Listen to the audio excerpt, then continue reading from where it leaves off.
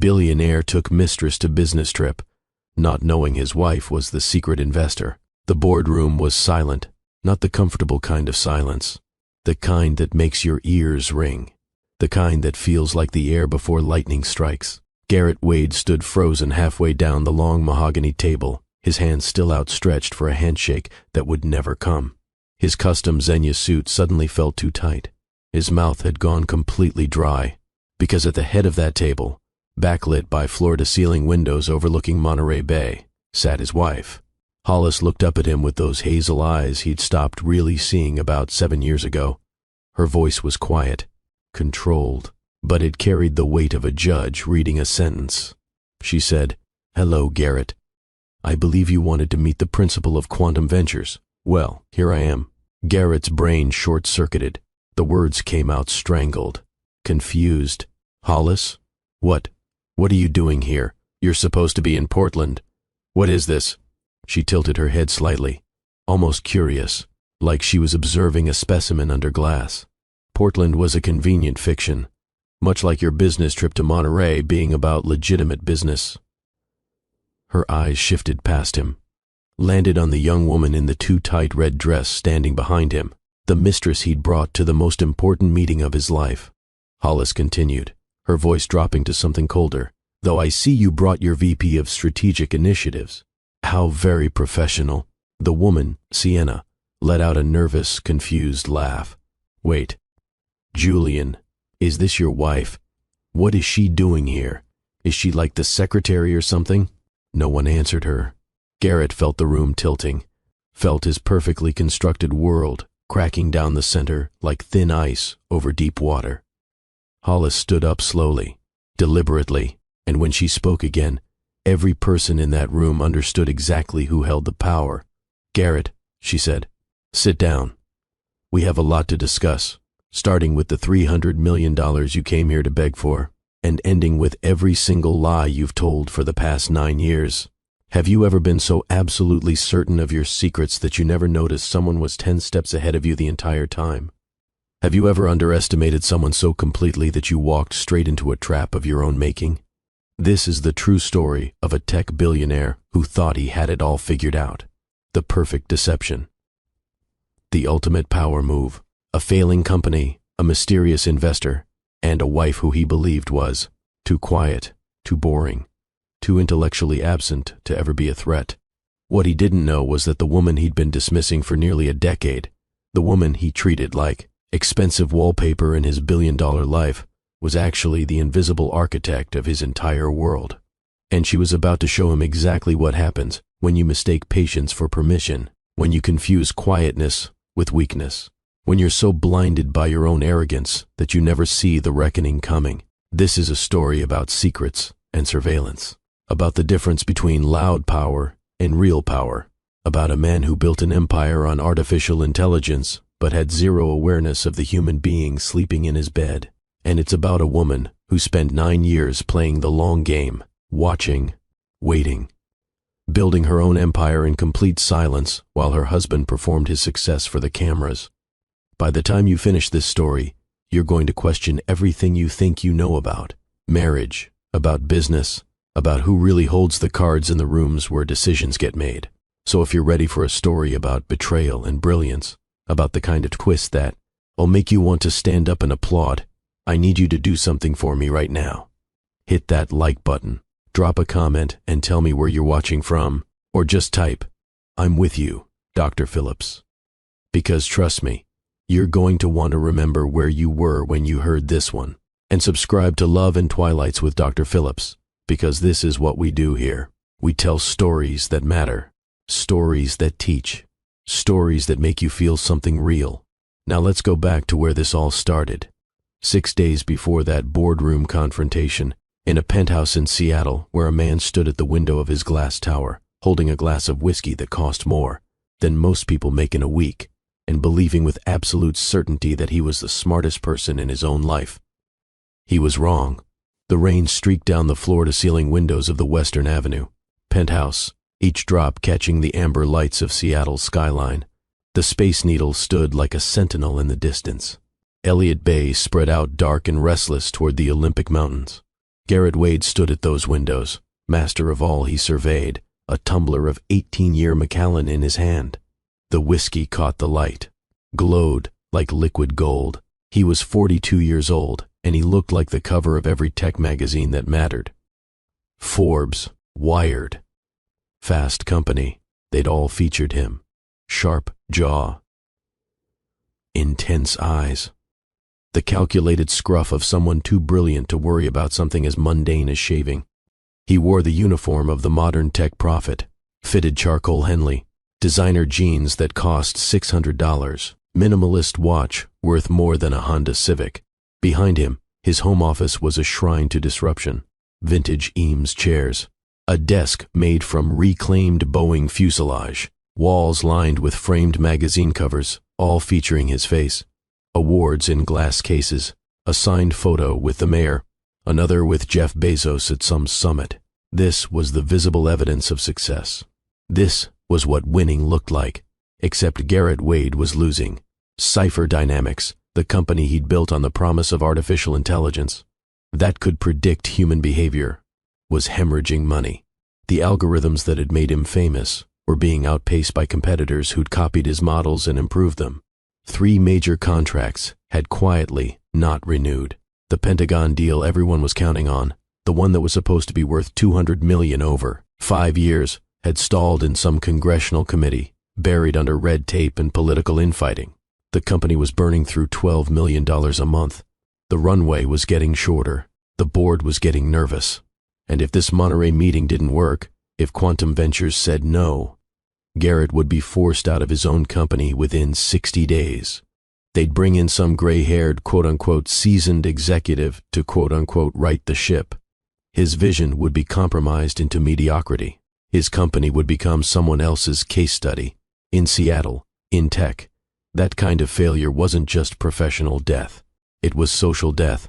You went from TED Talks to cautionary tales, from corner offices to corner tables at networking events where people avoided eye contact. Garrett took a long drink. The whiskey burned. It was a good burn. This Monterey trip was everything. His last shot, his Hail Mary, $300 million in capital injection from a firm so discreet, so old money, that even their name was barely searchable online. Quantum Ventures. He'd been chasing them for 2 years. 2 years of carefully crafted emails, strategic introductions through mutual connections. And finally, they'd agreed to a face-to-face meeting. He just needed to get in that room. Just needed to pitch. He was good at pitching. He'd convinced investors to give him money when Cipher was nothing but a PowerPoint deck and a dream. He could do it again. Behind him, a door opened. A voice, honeyed and young, drifted into the room.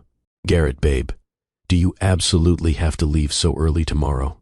Sienna Cross emerged from his private bathroom, wearing nothing but his MIT hoodie and an expression she probably thought was seductive. She was 27, all strawberry blonde hair and carefully maintained freckles. Farm girl looks with MBA ambition. She'd started at Cipher 18 months ago as a product manager. She'd been in his bed for 14 of those months. Garrett didn't turn from the window. "The jet's scheduled for 6 a.m. We'll be in Monterey by 8. Pitch is at 11. And you're totally sure I should come?" Sienna crossed the heated concrete floors on bare feet, pressed herself against his back. Her hands slid around his waist. "Won't they think it's weird? Like unprofessional?" "You're my VP of Strategic Initiatives," Garrett said. The lie was so practiced, it felt like truth. He'd created the entire position for her, even had business cards printed. VP of Strategic Initiatives, $180,000 salary. She'd never actually initiated a single strategy. "Besides," he continued, setting down his glass and turning to face her, "they need to see me as I am. A man who thinks differently, who doesn't apologize for success."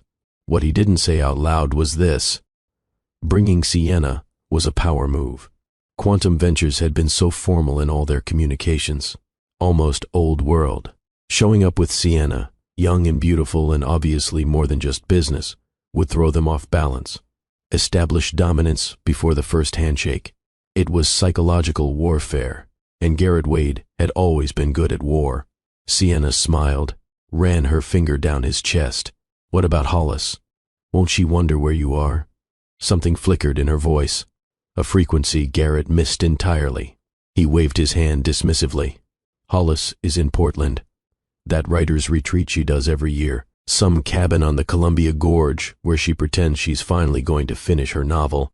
He walked to the bar cart, poured another 2 fingers of Macallan. She left yesterday morning. Won't be back until Saturday. Perfect timing, really. Oh, Sienna said. That strange undertone again. How convenient. Extremely. Garrett pulled her close, kissed her hard, tasted mint and champagne. Now go pack light.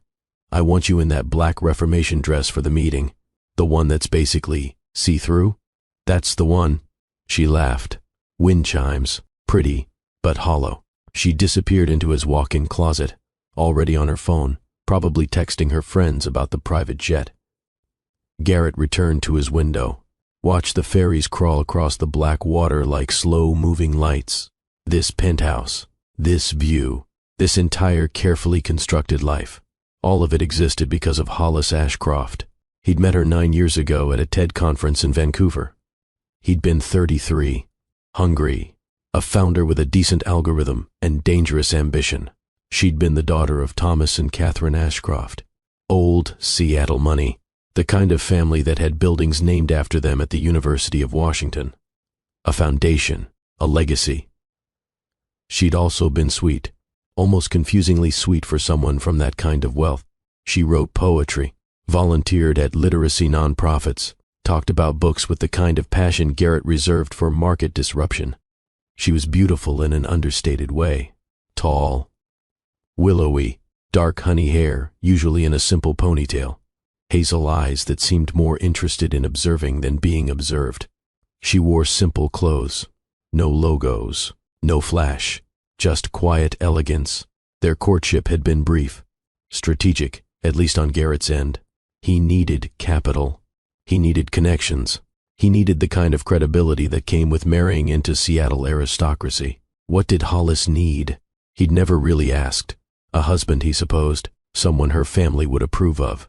Someone to fill the role expected of an Ashcroft daughter. The wedding had been at the Seattle Asian Art Museum. Town and country had covered it. The reception cost $500,000. Her family had insisted on a prenup.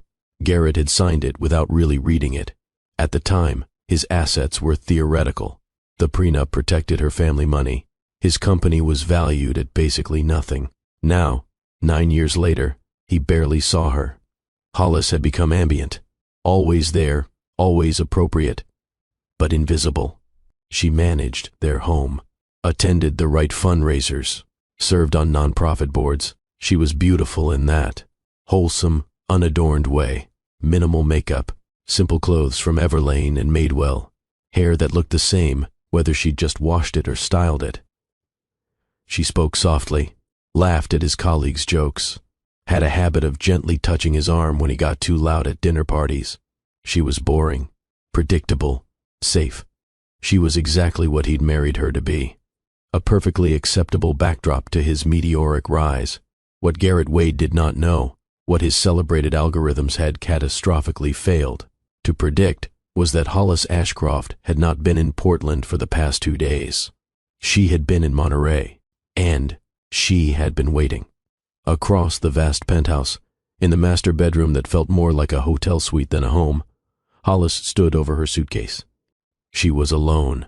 Garrett was in his study, probably on his 2nd or 3rd whiskey, probably on the phone with her. Hollis knew about Sienna, had known for 6 of the 14 months.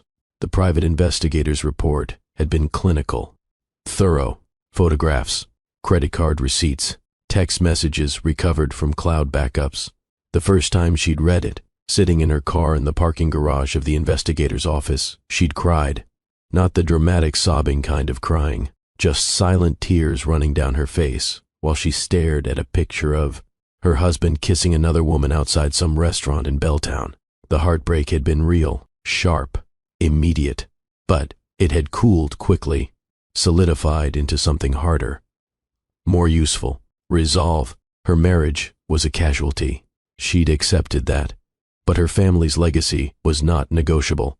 Hollis closed the suitcase. The click of the latch was loud in the quiet room. Final, like the cocking of a gun, she walked to the window, looked out at the same view Garrett was admiring from his study. But she saw it differently. She always had. He saw a city he'd conquered, a skyline that represented his success. She saw a city her family had helped build. Great-grandfather Ashcroft had owned the timber that became half the homes in the greater Seattle area. Her grandmother had endowed the Children's Hospital. Her mother had chaired the Arts Council for 20 years. This was her city, her legacy, her responsibility. And Garrett thought she was in Portland, writing poetry. Hollis pulled out her phone. Not the iPhone Garrett knew about, the other one, the one she kept in a locked drawer, the one connected to her real life. She opened an encrypted messaging app and sent a text to a contact saved only as RP. The message read, "Confirmed for tomorrow. Subject airborne at 6. I arrived tonight. Everything in place?" The response came within seconds. "Everything ready, Miss Ashcroft. The boardroom is prepared. All documentation compiled. Mr. Wade's flight manifest shows 2 passengers. He's bringing the crosswoman." Hollis felt something twist in her chest. He was actually bringing her, bringing his mistress to the most important meeting of his professional life. The audacity was breathtaking. It was so perfectly Garrett. She typed back, "Let him. I want her in that room. I want her to see everything." The response, "Understood. See you at the house." Hollis deleted the exchange, set the phone down, picked up the other phone, the one Garrett knew about, and sent him a text. "Heading to bed early. Long drive to Portland tomorrow. Hope your evening meeting goes well. Love you." She hit send. Waited. 30 seconds later, her phone buzzed. Garrett's response, "Sleep well. Don't work too hard on that novel. See you Saturday." No love you back, no real warmth, just reflexive response, performative care. She set the phone down, walked to her closet, and pulled out a garment bag. Inside was a suit, charcoal gray, custom-tailored, perfectly cut, the kind of suit you wore when you needed to be taken seriously, when you needed to project authority without saying a word. This was not the Hollis suit, the soft pastels and organic cotton and friendly cardigans. This was the Ashcroft suit, the armor. She laid it carefully on the bed, added a simple white blouse, her grandmother's watch, small diamond studs. Tomorrow morning, Garrett would leave in his leased Gulfstream, champagne and arrogance and his 27-year-old distraction.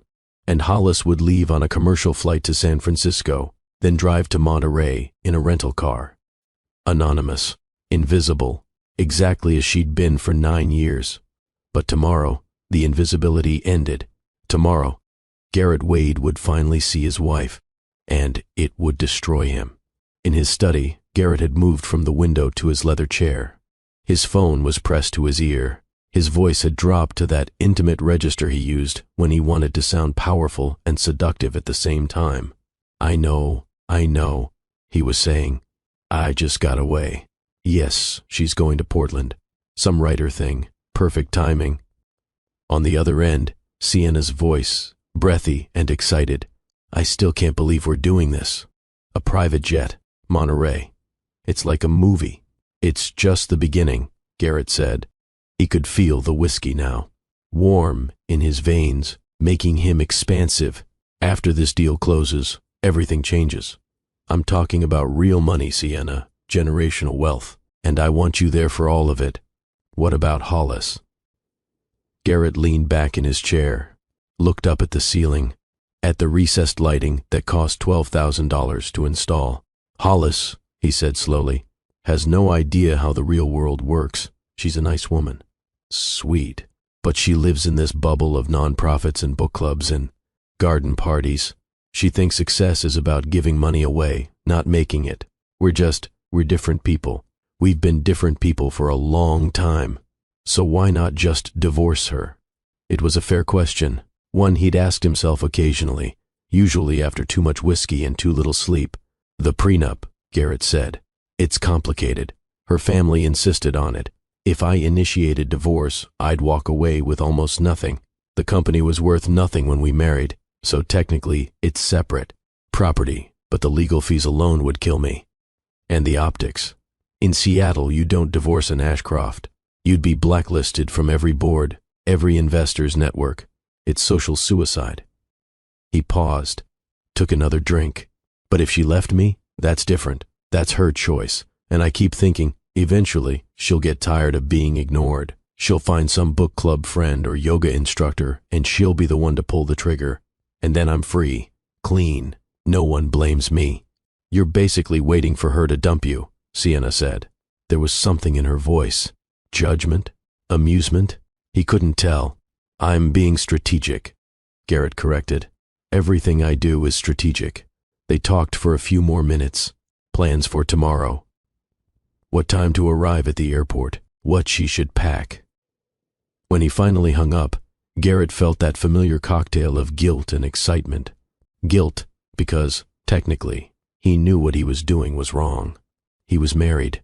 He'd made vows. But excitement because those vows had been strategic too. And strategy sometimes required adaptation, evolution, leaving behind what no longer served you. Hollis no longer served him. Not really. She was a name, a connection, a symbol. But Sienna made him feel alive, made him feel young and powerful and desired. Wasn't he entitled to that?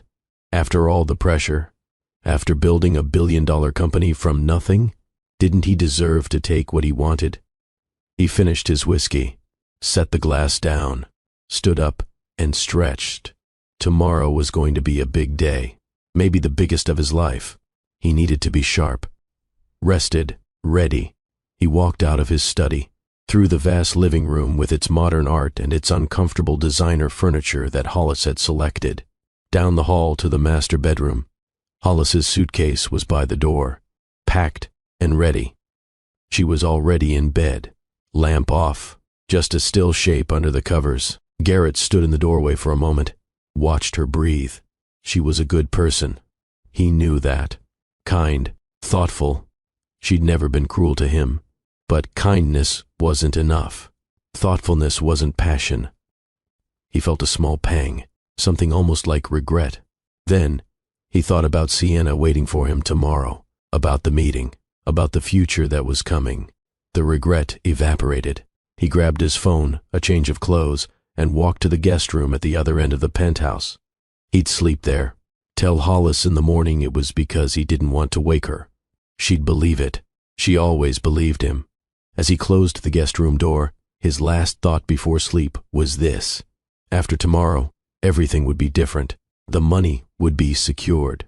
The company would be saved. And maybe, just maybe, he'd finally have the courage to end things with Hollis properly. Start fresh. New life, new wife, new everything. It was a good dream. In the master bedroom, Hollis lay perfectly still, eyes open in the dark. She'd heard him come in, heard him pause, heard him leave. She didn't move, didn't cry, didn't feel anything except the cold clarity of absolute certainty. 9 years ago, she'd married a man she thought she loved, a man who'd seemed brilliant and driven and good. That man was gone, if he'd ever really existed. In his place was a stranger, a liar, a man who'd forged her signature on legal documents, who'd stolen from his own employees' pension fund to cover his gambling debts, who brought his mistress on business trips and felt no shame. Tomorrow, that man would walk into the most important meeting of his life, and Hollis would be waiting, not as his wife, as his reckoning. She closed her eyes, slowed her breathing. Let sleep come. She'd need to be rested tomorrow. You only got one chance to execute a perfect checkmate, and Hollis Ashcroft never missed.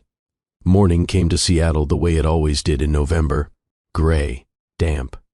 The kind of light that felt more like the absence of darkness than the presence of sun. Garrett's alarm went off at 4:30 a.m. He silenced it immediately, grabbed his phone, checked his email. Messages from the board chair asking for updates. He ignored them. He showered in the guest bathroom, shaved, dressed carefully in the navy Xenia suit he'd had tailored in Milan. Crimson tie, shoes shined to a mirror finish. He looked at himself in the mirror and saw exactly what he wanted to see. Power, success, control. He grabbed his aluminum briefcase, walked quietly through the still, dark penthouse. In the kitchen, he made a single espresso from the $12,000 machine Hollis had insisted they needed. He drank it standing up, checking his phone, responding to texts. At 5:15, his phone buzzed. Sienna, leaving now. See you at the airport. I'm so excited I can barely breathe. He smiled, typed back, me too. This is going to be perfect. At 5:20, he walked to the master bedroom, opened the door slowly. Hollis was still asleep, or appeared to be. He walked to the bed, leaned down, kissed her forehead. The gesture felt performative, even to him, like an actor hitting a mark. I'm leaving, he whispered. Portland retreat, right? Have fun with your writing. Hollis stirred, opened her eyes. They were soft, sleepy, completely guileless. Monterey for you, right? Good luck with the meeting. I hope it goes well. Thanks, he said. And then, because it felt like he should, love you. Love you too, she murmured, already closing her eyes again. He stood, walked out, closed the door gently. As he rode the elevator down to the parking garage, he felt lighter, freer, like he'd successfully escaped. His black Escalade was waiting. He threw his briefcase in the back, climbed in. The driver, a guy named Marco, who he'd used for years, nodded. Boeing Field, Mr. Wade. Boeing Field, Garrett confirmed. They pulled out into the pre-dawn darkness. The city was empty. Just a few delivery trucks, street cleaners, the people who made the city function while men like Garrett slept. Traffic was light. They made it to the private aviation terminal in 18 minutes. The Gulfstream G550 was waiting on the tarmac. Sleek, white, beautiful. Garrett had told everyone he owned it. The truth was, he leased it. $60,000 a month. The payments were 3 months behind, but no one knew that. Appearances were everything. The pilot, a man named Peters, stood at the base of the stairs. Morning, Mr. Wade. We're fueled and ready. Weather's clear all the way to Monterey. Wheels up at 0600. Perfect, Garrett said. He was halfway up the stairs when he heard it. The sound of a high-performance engine being pushed too hard. A red Ferrari, completely inappropriate for 5:30 in the morning, came screeching into the private aviation area. The door opened. Sienna emerged. She wore white leather pants, a sheer blouse, sunglasses that covered half her face, despite the fact that the sun wouldn't rise for another hour. Her hair was perfectly styled. She looked like she was going to a club, not a business meeting. Garrett felt a flicker of unease. Too much. She was too much. But then she ran to him, threw her arms around him, kissed him hard, and the unease dissolved into familiar pleasure. I thought you'd leave without me, she said. Traffic was insane. There's no traffic at 5:30, Garrett said, but he was smiling. Well, I had to stop for coffee. No way I'm getting on a plane without my latte. She held up a Starbucks cup. Venti. Probably half sugar. Peters cleared his throat. Miss Cross, welcome aboard. We should depart soon to make our arrival window.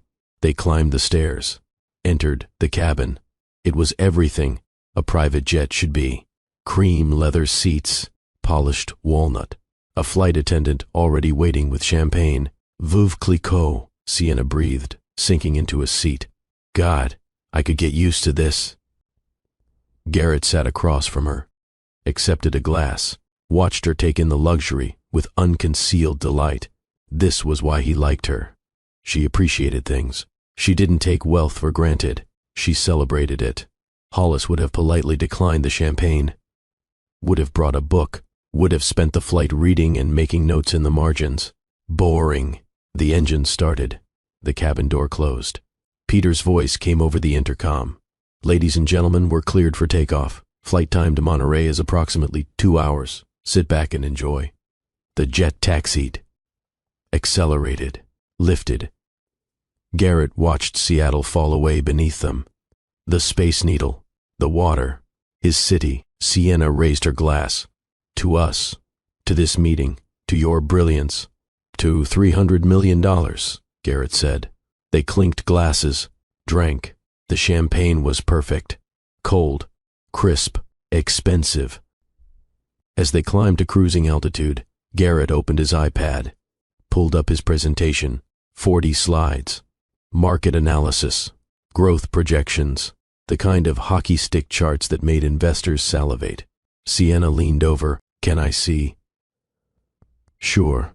She scrolled through, nodding at things she clearly didn't understand, making appreciative noises. This is so impressive, babe. They'd be crazy not to invest. That's the plan, Garrett said. She set the iPad down, took another sip of champagne. Tell me about quantum ventures again. I tried to Google them and basically nothing came up. That's intentional, Garrett said. They're ultra-private, old money. They operate through shell corporations and trusts, based in Seattle, but they invest globally. Real estate, tech, green energy. They're estimated to manage somewhere between 4 and 5 billion in assets. Sienna's eyes widened. Billion? With a B? A B, and you've never met them? The people in charge? No one has.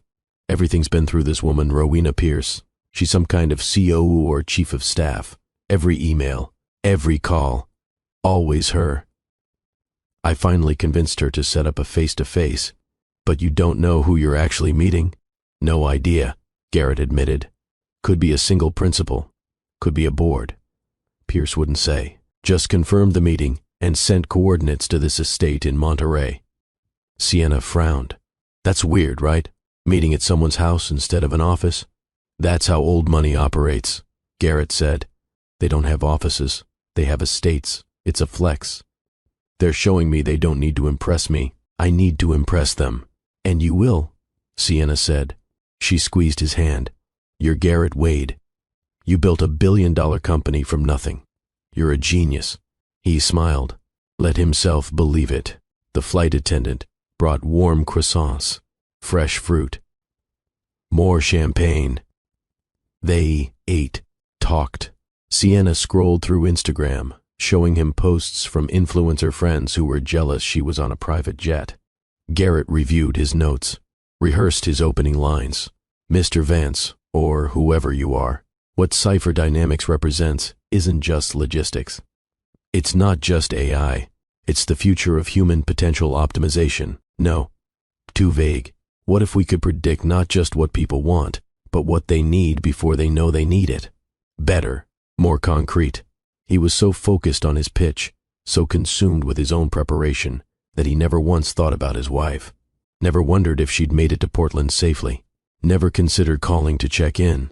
Hollis had become so thoroughly invisible to him that even her absence was invisible. While Garrett was 30,000 feet over Oregon, sipping champagne and rehearsing his pitch, Hollis was already on the ground. She'd left the penthouse 90 minutes after Garrett, taken an Uber to SeaTac instead of Boeing Field, checked in for a commercial Alaska Airlines flight to San Francisco under her maiden name. Ashcroft, not Wade. She sat in first class, drank black coffee, worked on her laptop, but she wasn't working on a novel. She was reviewing the final audit of Cipher Dynamics. Every asset, every liability, every transaction for the past 3 years. And there, on page 47, was the smoking gun. A mortgage agreement for the Western Avenue penthouse, dated 4 months ago, signed by both Garrett Wade and Hollis Wade, except Hollis had never signed it. She zoomed in on the signature. It was a clumsy forgery. Her real signature had a very specific loop on the L. This one was too round, too uncertain. Garrett had forged her name, had used their home, her family's home, as collateral for a bridge loan from some bank in the Cayman Islands, a bank that Quantum Ventures had quietly acquired 5 weeks ago, which meant Hollis now owned the debt secured by her own forged signature. The irony would have been funny if it wasn't so enraging. She closed the laptop, looked out the window. They were descending into San Francisco. The bay spread out beneath them. Golden Gate Bridge. Alcatraz. The city glittering in the morning sun. Beautiful. Indifferent. Eternal. Hollis felt something harden in her chest. The last remnant of sadness calcifying into pure resolve. Garrett had crossed a line. Not just adultery. Not just disrespect. Felony. He'd forged her signature. Had committed fraud. And he'd done it so casually, so arrogantly, that he probably didn't even remember doing it. The plane landed. She deplaned, walked through SFO like any other traveler. Jeans, simple sweater, backpack, hair in a ponytail. No one looked at her twice. She took the air train to the rental car facility, picked up the reserved Toyota Camry. Anonymous. Forgettable. Then she drove. North on 101, through San Jose, through Gilroy, the garlic capital of the world, past Salinas, Steinbeck country. She drove in silence. No music, no podcasts, just the road and her thoughts. By the time she reached Monterey, it was 11 a.m., 5 hours before Garrett's meeting tomorrow. She drove through the town, past Cannery Row with its tourist shops and overpriced restaurants, past the aquarium, out along the coastal road until she reached a private drive marked only by a small bronze plaque. Ashcroft Point. The gate opened automatically, recognized her car, or rather, recognized the RFID chip she'd had installed. She drove through coastal forest, Monterey pine and twisted cypress. The road wound and climbed, then opened onto a view that still took her breath away, even though she'd seen it 1,000 times. The house, her house, Ashcroft Point, had been built in 1954 by her great-grandfather, James Ashcroft. He'd hired Richard Neutra himself, given him an unlimited budget and the most beautiful piece of coastal property in California. The result was a masterpiece, all glass and steel and cantilevered angles, perfectly integrated into the rocky coastline. The house seemed to float over the Pacific. Every room had an ocean view. Every window framed the water like living art. This was where Hollis came when she needed to remember who she was. Not Mrs. Wade, not the nonprofit wife, not the quiet woman in the background. Hollis Ashcroft, heir to a legacy, principal of quantum ventures, a woman who controlled billions. She parked, grabbed her bag, walked to the front door. It opened before she reached it. Rowena Pierce stood in the entrance, 54 years old, silver hair in a precise bob, charcoal suit, the kind of woman who radiated competence. "Miss Ashcroft," Rowena said. Her voice was warm. "Welcome home." "Rowena," Hollis said. She stepped inside, set down her bag, hugged the older woman. Rowena had been her mother's chief of staff, had helped run Quantum for 30 years.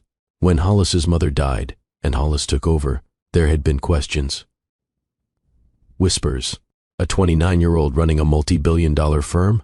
Rowena had been the one to stand beside her in every board meeting, had been the one to quietly tell the old men on the board that if they didn't like answering to a woman, they could resign. 3 had resigned. Hollis had replaced them with smarter people, hungrier people, people who cared about results more than optics, and Quantum had thrived. "Everything ready?" Hollis asked. "Everything," Rowena confirmed. "The boardroom is prepared. All documentation is compiled and organized. Our attorneys are on standby. Security has been briefed. And Garrett's arrival? Flight plan filed. Expected landing at Monterey Airport at 0800 tomorrow. We've arranged for the car service. He'll be here by 8:15. He's bringing Sienna Cross." Rowena's expression didn't change, but something flickered in her eyes. "Yes, we're aware. Quite bold of him. Quite stupid," Hollis corrected. "But that's who he is now. Stupid and arrogant." She walked through the house, ran her hand along the walnut paneling, looked out at the ocean. Gray today, restless. "Do you want to review the presentation?" Rowena asked. "We've prepared multiple scenarios depending on how he responds." "Later," Hollis said. "Right now, I just need to breathe." She walked out onto the cantilevered deck. The wind was sharp. Salt spray. The sound of waves against rocks. This was real. This was true.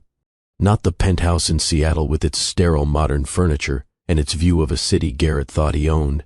This, stone and water and wind, elements that didn't care about quarterly earnings or TED Talks or magazine covers.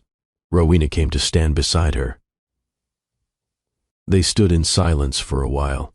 Finally, Rowena spoke. "May I ask you something personal?" "Of course." "Do you still love him?" Hollis was quiet for a long time, watching the water,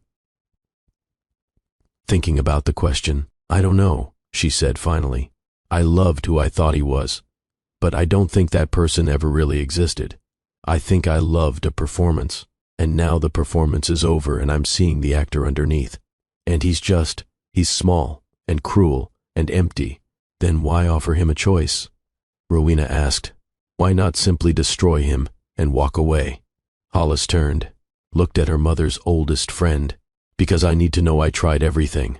I need to know that I gave him every possible chance to choose better, to be better. And if he can't, if he chooses his ego over redemption, then I can walk away knowing I did everything I could." She paused, and because maybe, just maybe, buried deep underneath all the arrogance and fraud and cruelty, there's still a tiny piece of the man I married. The one who stayed up all night coding because he actually believed he could help people. The one who cried at our wedding. The one who, 3 years ago, when I thought I might have cancer, sat with me in the dark and didn't say anything, just held my hand. Her voice cracked slightly. Maybe that man is still in there. Maybe he just needs to be shocked back to life. Maybe watching his entire world collapse will be the thing that finally wakes him up. "And if it doesn't?" Rowena asked gently. "Then I file for divorce, press charges for the forgery, and move on," Hollis said. "And I never look back." Rowena nodded. "Understood." They went inside, spent the afternoon preparing, reviewing documents, rehearsing scenarios. At 6 p.m., they broke for dinner. Simple food, grilled fish, salad. Hollis barely tasted it. At 8 p.m., Rowena said goodnight, went to the guest house on the property. Hollis stood alone in the vast living room, floor-to-ceiling windows showing nothing but black ocean and blacker sky. She thought about calling Garrett, just to see if he'd answer, just to see if he'd lie about where he was. But she didn't. She was done chasing truth from a liar. Tomorrow, the truth would chase him. She went to bed early, set her alarm, tried to sleep. It came eventually, restless and full of dreams she didn't remember. When she woke at 6 a.m., the sky was gray. The ocean was gray. Everything was the color of reckoning. She showered, dressed in the charcoal suit, pulled her hair into a low chignon, applied minimal makeup, put on her grandmother's watch and the diamond studs. She looked at herself in the mirror. This was Hollis Ashcroft, principal of Quantum Ventures, heir to a fortune built on timber and shipping and smart investments. This was the woman Garrett had never bothered to see. He was about to see her now. At 8:14 a.m., the security system chimed. A car had passed through the gate. Hollis walked to the main room, stood by the windows, waited. She could see the driveway from here, watched the black Tesla pull up, watched Garrett and Sienna emerge, watched Garrett's face as he took in the house. The awe, the slight unease. Good. Be uneasy. You have no idea what's coming. Doorbell rang. One of the house staff answered, led them inside. Hollis could hear Sienna's voice echoing through the entrance hall. Too loud, too excited. Oh my God, this place is incredible. Is this real art? That looks like a Rothko. Is that a real Rothko? Hollis closed her eyes, took a slow breath. This was it. No more waiting, no more watching, no more silence. The door to the main room opened. Rowena entered first, then Garrett, then Sienna. Hollis turned from the window. For just a moment, she let herself see Garrett as he really was, not through the lens of memory or hope, just raw reality. He looked older, tired underneath the expensive suit and the performance of confidence. His eyes were bloodshot, probably from champagne on the flight. His smile was wide but forced, and beside him, Sienna. Young, beautiful, obvious, wearing a dress so inappropriate for a business meeting that it was almost sad. This was what he'd chosen. This was what he'd valued over 9 years of partnership. Hollis felt nothing. No jealousy, no rage, just cold observation. Rowena made the introductions. Mr. Wade, Ms. Cross, thank you for making the journey. I'm Rowena Pierce, Chief Operating Officer of Quantum Ventures. Garrett shook her hand, his grip firm, trying to establish dominance. Ms. Pierce, this is quite a location. Not what I expected for a business meeting. Ashcroft Point has been in the family since 1954, Rowena said smoothly. We find it more conducive to meaningful conversation than a conference room. Please sit. May I offer coffee, tea? Coffee, Garrett said. Black. Champagne? Sienna asked hopefully. Rowena's expression didn't change. Of course. Though perhaps after the presentation. We do have rather a full agenda. A staff member appeared, poured coffee, set glasses, and a bottle of sparkling water. Vanished again. Garrett settled into the modernist chair across from Rowena. Sienna perched on the edge of the Barcelona chair beside him. She kept looking around, trying not to gawk, but failing. Garrett opened his iPad, launched into his pitch. Ms. Pierce, I want to start by saying how grateful I am for this opportunity. Quantum Ventures has been on my radar for years. Your investment thesis aligns perfectly with what we're building at Cipher Dynamics. He swiped to his first slide. Market analysis. What we're offering isn't just another AI company. We're talking about predictive behavioral analysis that goes beyond surface patterns. We're talking about understanding human intent at a scale that's never been achieved. The applications are endless. Retail, healthcare, defense, entertainment. The total addressable market is north of $200 billion. He was good. Hollis had to admit that. He was a good performer, confident, persuasive. The numbers were compelling, even if they were mostly fiction. Rowena let him talk for exactly 4 minutes. Then she raised her hand gently. Mr. Wade, we've reviewed your materials. The projections are ambitious. The market supports them, Garrett said quickly. Perhaps, Rowena said, though I notice certain challenges have been omitted from your presentation. Garrett's smile faltered, just slightly. I'm not sure what you mean. The Pentagon contract that's been stalled for 7 months. The 3 enterprise clients who declined to renew their agreements. The $12 million monthly burn rate that's currently unsustainable with your existing cash reserves. The room got very quiet. Garrett's face had gone pale. How do you? Those details are confidential. How would you have access to? Mr. Wade, Rowena interrupted gently. Did you truly believe we would consider a $300 million investment without conducting comprehensive due diligence? We've examined every aspect of Cipher Dynamics, every asset, every liability, every questionable decision. Garrett set down his iPad. His hand was shaking slightly. Look, every growth company carries risk. That's the nature of scaling. What you're looking at are temporary cash flow challenges, not fundamental problems with the business model. And what about the payroll irregularities? Rowena continued. Her voice was still calm, clinical, like a doctor delivering a diagnosis. Sienna shifted uncomfortably beside Garrett. Payroll irregularities? Garrett repeated. His voice had gone tight. I don't know what you're implying. I'm not implying anything, Rowena said. I'm stating facts. She opened a leather folder, pulled out a document, slid it across the table. For instance, Ms. Cross here, listed as VP of Strategic Initiatives since February of last year. Annual salary of $180,000. Yet according to your project, tracking systems, internal communications, and deliverable logs, she has never led a single initiative, never attended a client meeting, never produced a single measurable outcome. The silence was deafening. Sienna was staring at Garrett. Her face had drained of color. Garrett opened his mouth, closed it, opened it again. That's not, she's been working on. There are confidential projects that wouldn't show up in. It's embezzlement, Mr. Wade, Rowena said. The word hung in the air like a gunshot. Using company funds to compensate a personal relationship. It's fraud. And it's just one of several concerning patterns we've uncovered. Garrett stood up. His chair scraped loudly against the polished concrete floor. I don't have to sit here and be accused of. Please sit down, Mr. Wade. The voice came from behind him, from the doorway he'd entered through. It was a woman's voice, soft, familiar, but carrying an authority that made Garrett freeze in place. He turned slowly, and there, standing in the doorway, backlit by the morning sun streaming through the entrance hall, was Hollis. She wore the charcoal suit, hair pulled back, face calm.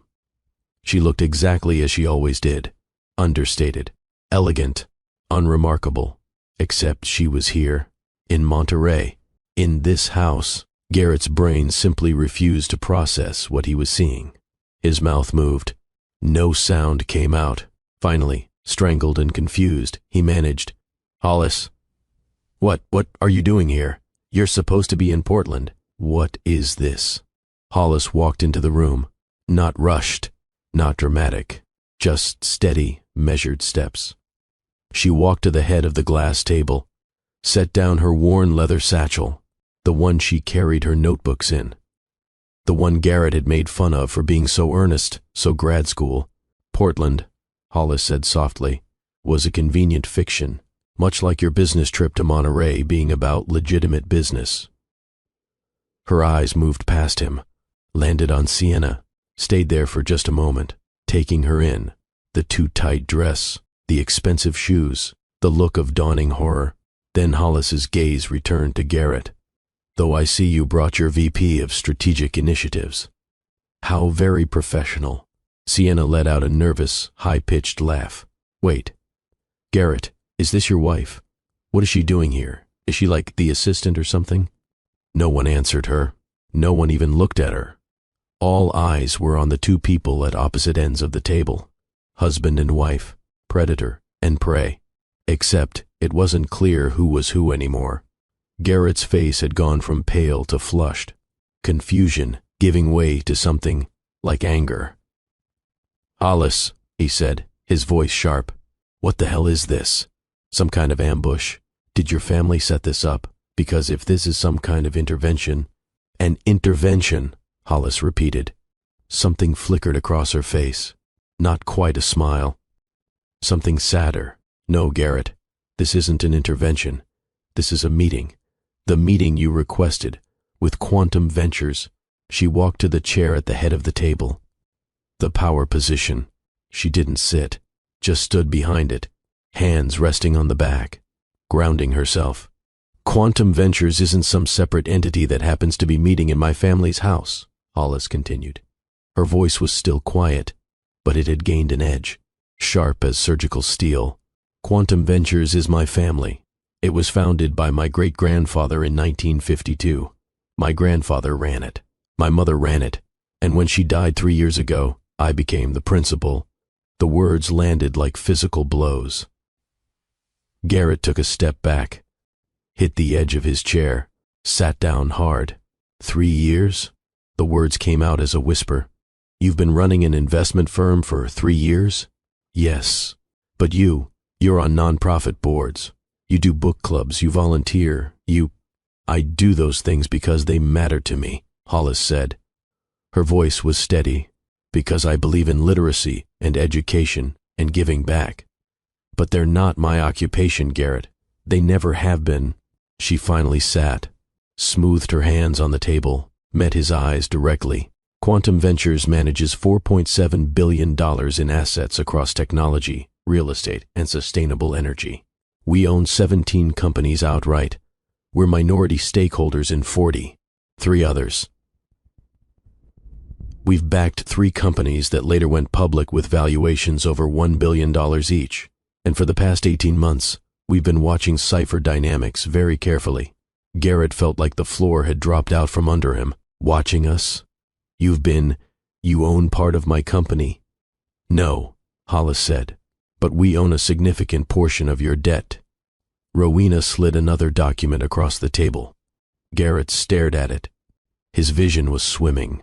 Lines of credit, convertible notes, bridge loans, and at the bottom of each one, the same entity listed as current holder, QV Holdings LLC, a Quantum Ventures subsidiary. For the past 6 months, Hollis continued, Quantum has been quietly acquiring Cipher Dynamics' outstanding obligations. The loan from Cascade Capital last spring. That was us, through a subsidiary.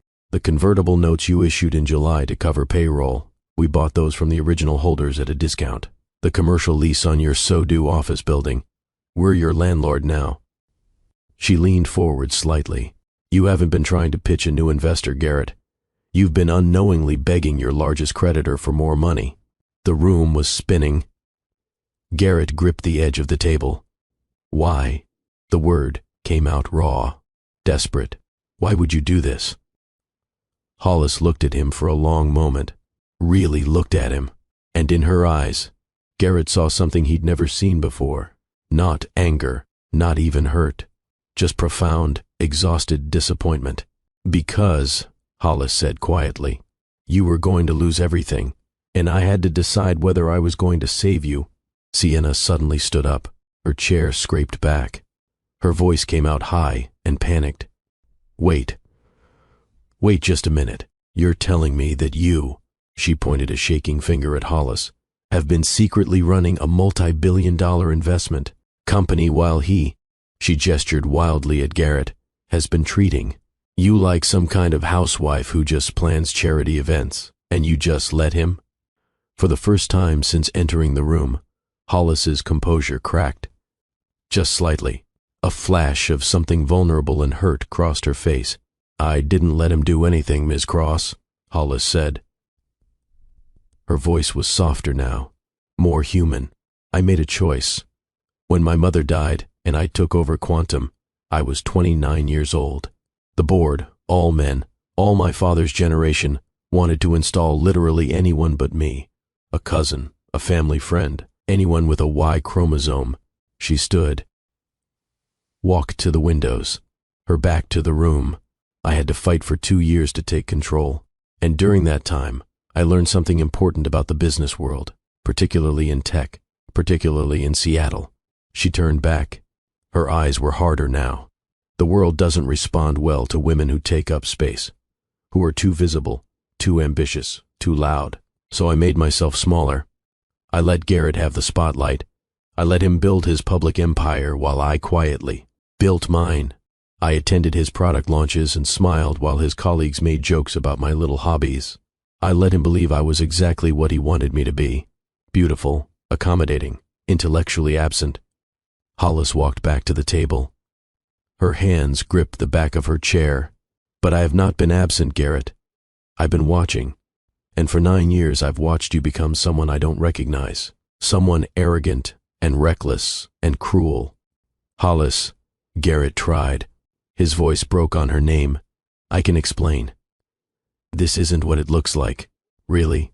Hollis raised an eyebrow. Then please explain what it looks like when a married man brings his mistress to a business meeting on a private jet paid for with company funds while his company is 3 months away from insolvency. Garrett's mouth opened, closed. No words came. I know about all of it, Hollis continued. Her voice was eerily calm now, like she was reading from a list. I know about the payroll fraud.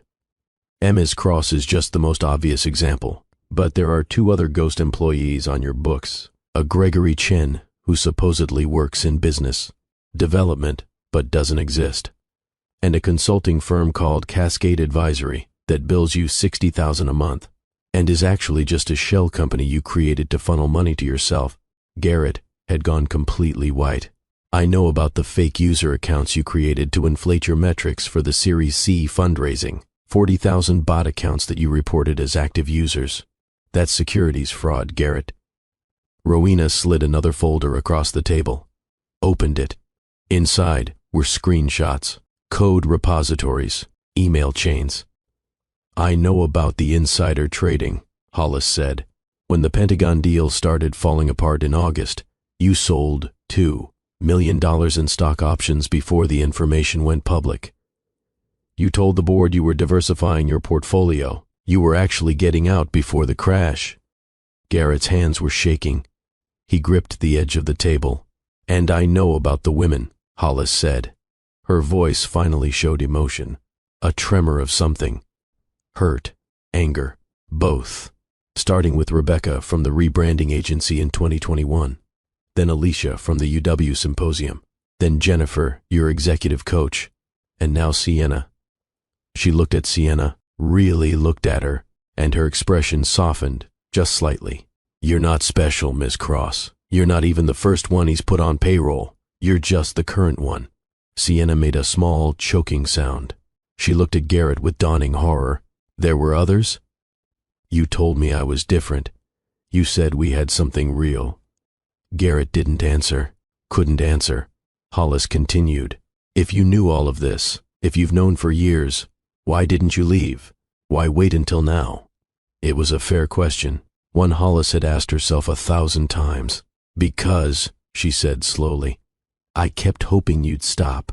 I kept hoping the man I married, or thought I married, would remember his promises, that you'd value our marriage enough to choose integrity over convenience. She walked around the table, stopped a few feet from Garrett. But you didn't stop, and when you forged my signature on legal documents, when you used our home as collateral, without my knowledge or consent, you crossed a line from which there is no return. Garrett's head snapped up. What are you talking about? Hollis nodded to Rowena. Another document appeared, slid across the polished table. It was a mortgage agreement for the Western Avenue penthouse, dated 4 months ago. That, Hollis said, pointing to the signature line, is supposed to be my signature. Hollis R. Wade. Except I never signed it. I never even saw this document until 3 days ago. Garrett stared at it. The color drained from his face completely. You needed a bridge loan to cover your gambling debts from that weekend in Vegas. The one you told me was a tech conference. You lost $400,000 at the Wynn. You needed cash fast, so you took out a loan using our home as collateral. She zoomed in on the signature with her tablet, projected it on the wall screen that had descended from the ceiling. She zoomed in on the signature with her tablet, projected it on the wall screen that had descended from the ceiling. That's not my signature, Garrett. The loop on the L is wrong. The R is too angular. It's a forgery, and forgery is a felony. The word hung in the air. Felony. Garrett was no longer breathing. He was just existing, a statue of a man. That's... His voice came out as a rasp. That's not... I was going to tell you. I was going to pay it back before you ever knew. With what money? Hollis asked. You're broke, Garrett. Cypher is broke. The only reason you're not in bankruptcy right now is because I've been propping you up. The bank that gave you that bridge loan? They sold the debt 5 weeks ago to a Cayman subsidiary of Quantum Ventures. I own the mortgage on my own house that I never agreed to. I own it because you forged my name. Sienna stood up abruptly. Her chair fell over backward, clattered on the floor. Gambling debts. Her voice was shrill, hysterical. You told me you were going to a conference. You posted photos at panels. You said you were networking. Sienna, Garrett started.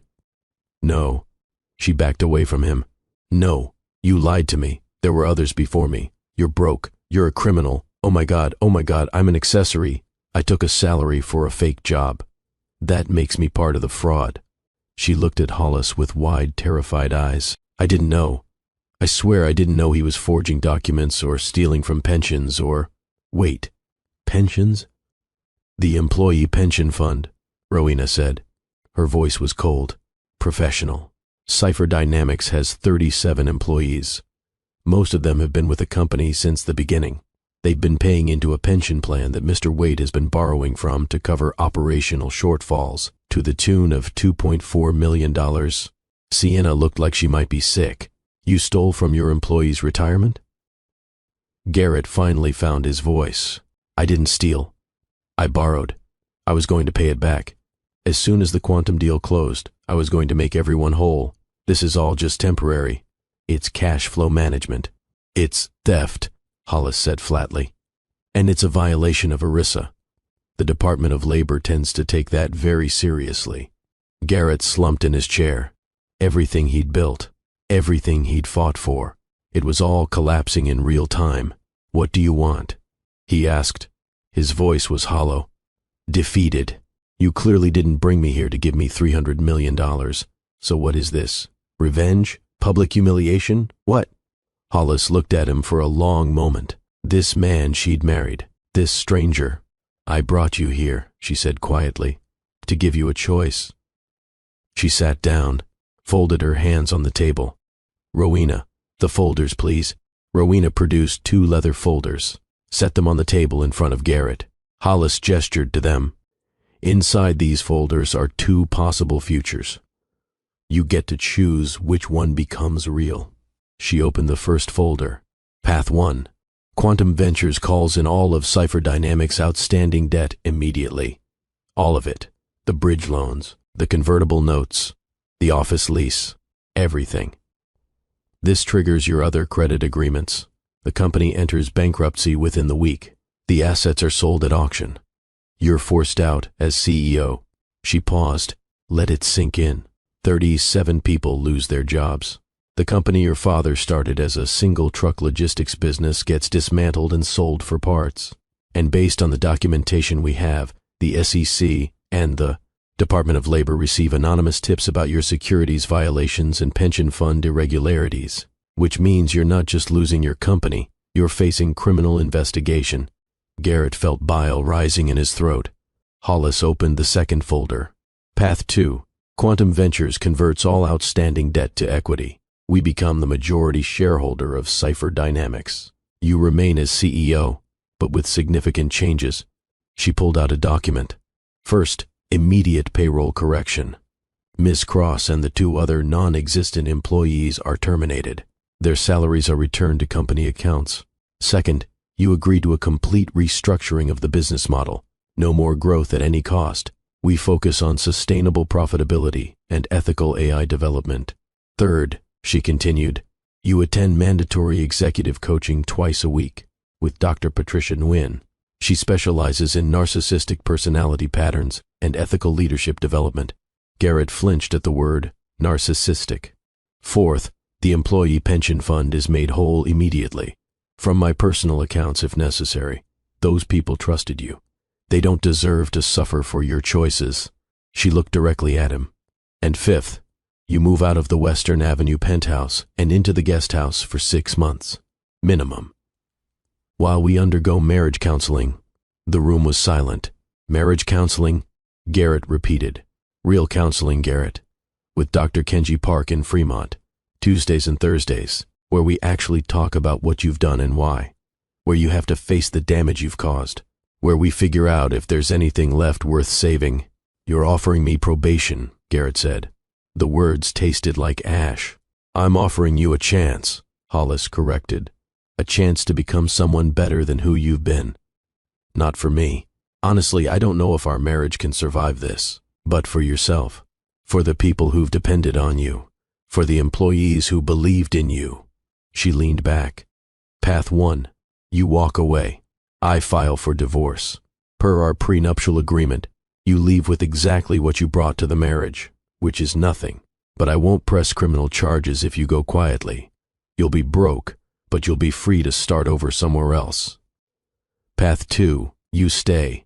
You face what you've done. You do the hard work of actually changing. And in 6 months, maybe a year, we'll see if there's anything left between us worth rebuilding. Garrett looked at the 2 folders. His entire life reduced to a binary choice. Destruction or humiliation. Freedom or accountability. How long do I have to decide? He asked. Alice checked her watch. The Patek Philippe that had been her grandmother's. It's 11:40 now. You have until 5 p.m. Rowena will show you to a guest room where you can think. You'll have complete privacy. She stood. Ms. Cross, there's a car waiting to take you to the airport. Your employment at Cipher is terminated effective immediately, but you'll receive 2 months severance. I'd suggest using that time to consult with an attorney about your potential exposure in the payroll fraud. Sienna was crying now, mascara running down her face. She looked at Garrett, really looked at him. and what she saw made her face twist with disgust. "You know what?" Sienna said, her voice thick with tears and rage. "You're pathetic. She's brilliant. She's powerful. She's been 10 steps ahead of you this entire time, and you never even noticed because you were too busy feeling superior." She grabbed her purse. "For what it's worth, I hope you choose path 2, because you need serious help." She walked to the door, stopped, looked back at Hollis. "I'm sorry. I know that doesn't mean anything, but I'm sorry. I should have known better. I did know better. I just didn't care because the money and the jet and the attention felt good." Hollis's expression softened, just slightly. "You're 27, Sienna. You made mistakes, but you have time to choose differently. I hope you do." Sienna nodded, and then she was gone, heels clicking down the hallway, the front door opening and closing. The reward. The future Mrs. Wade, the queen, gone at the first sign of actual consequences. Now it was just Garrett, Hollis, and Rowena. "Come with me, Mr. Wade," Rowena said. Her voice was gentle now, almost kind.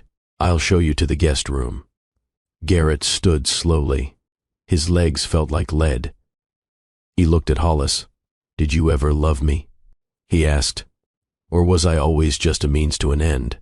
Hollis met his eyes, and for the first time all day, he saw real pain there. "I loved who I thought you were," she said softly. "I loved the man who stayed up all night coding because he believed he could help people, who cried at our wedding, who, 3 years ago, when I thought I might have cancer, sat with me in the dark and didn't say a word, just held my hand." Her voice broke slightly. "I loved that man desperately, but I don't know if he ever really existed, or if he's been gone so long that there's no bringing him back." Garrett felt something crack in his chest.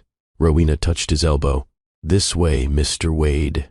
He followed her out of the room, down a hallway lined with family photographs. The Ashcroft family, generations of them, people who'd built things that lasted, who'd valued legacy over profit. The guest room was beautiful, floor-to-ceiling windows overlooking the ocean, a bed with white linens, a desk, a private bathroom. "Take your time," Rowena said. "There's water in the mini-fridge, coffee maker if you need it. I'll come back at 4:45 to see if you're ready." She left, closed the door quietly. Garrett was alone. He walked to the window, stared out at the Pacific, gray and endless and completely indifferent to his crisis.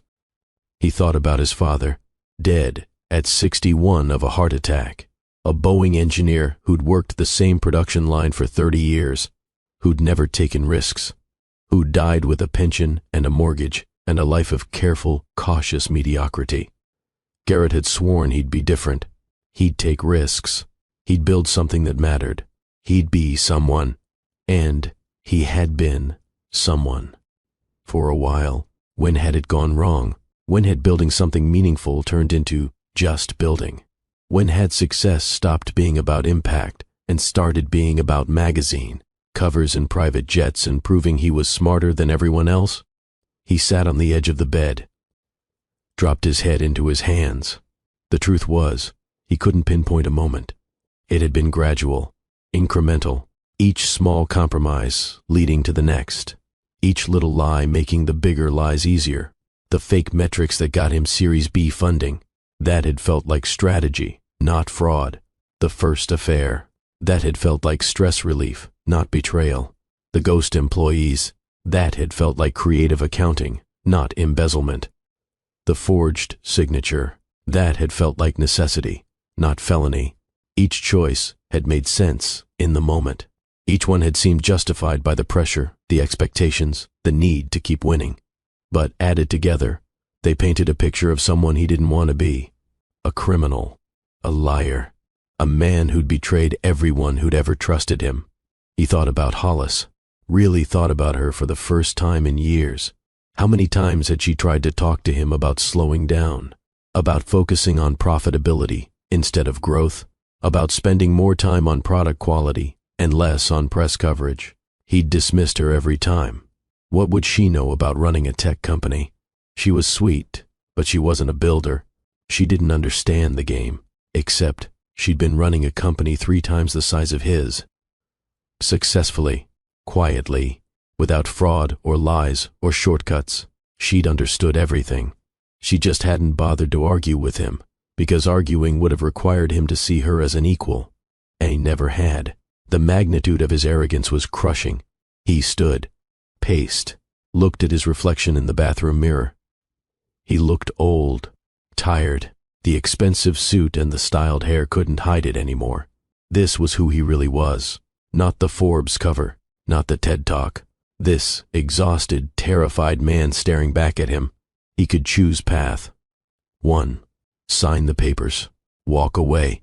Start over in Austin or Miami or wherever failed tech founders went to rebrand. He could build something new. Be more careful this time. Learn from his mistakes. He'd be free. But he'd also be alone and broke and always looking over his shoulder for the SEC.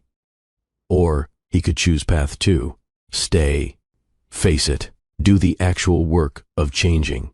Move into a guest house like a teenager being punished. Attend counseling. Admit to a therapist that he was narcissistic and reckless and cruel.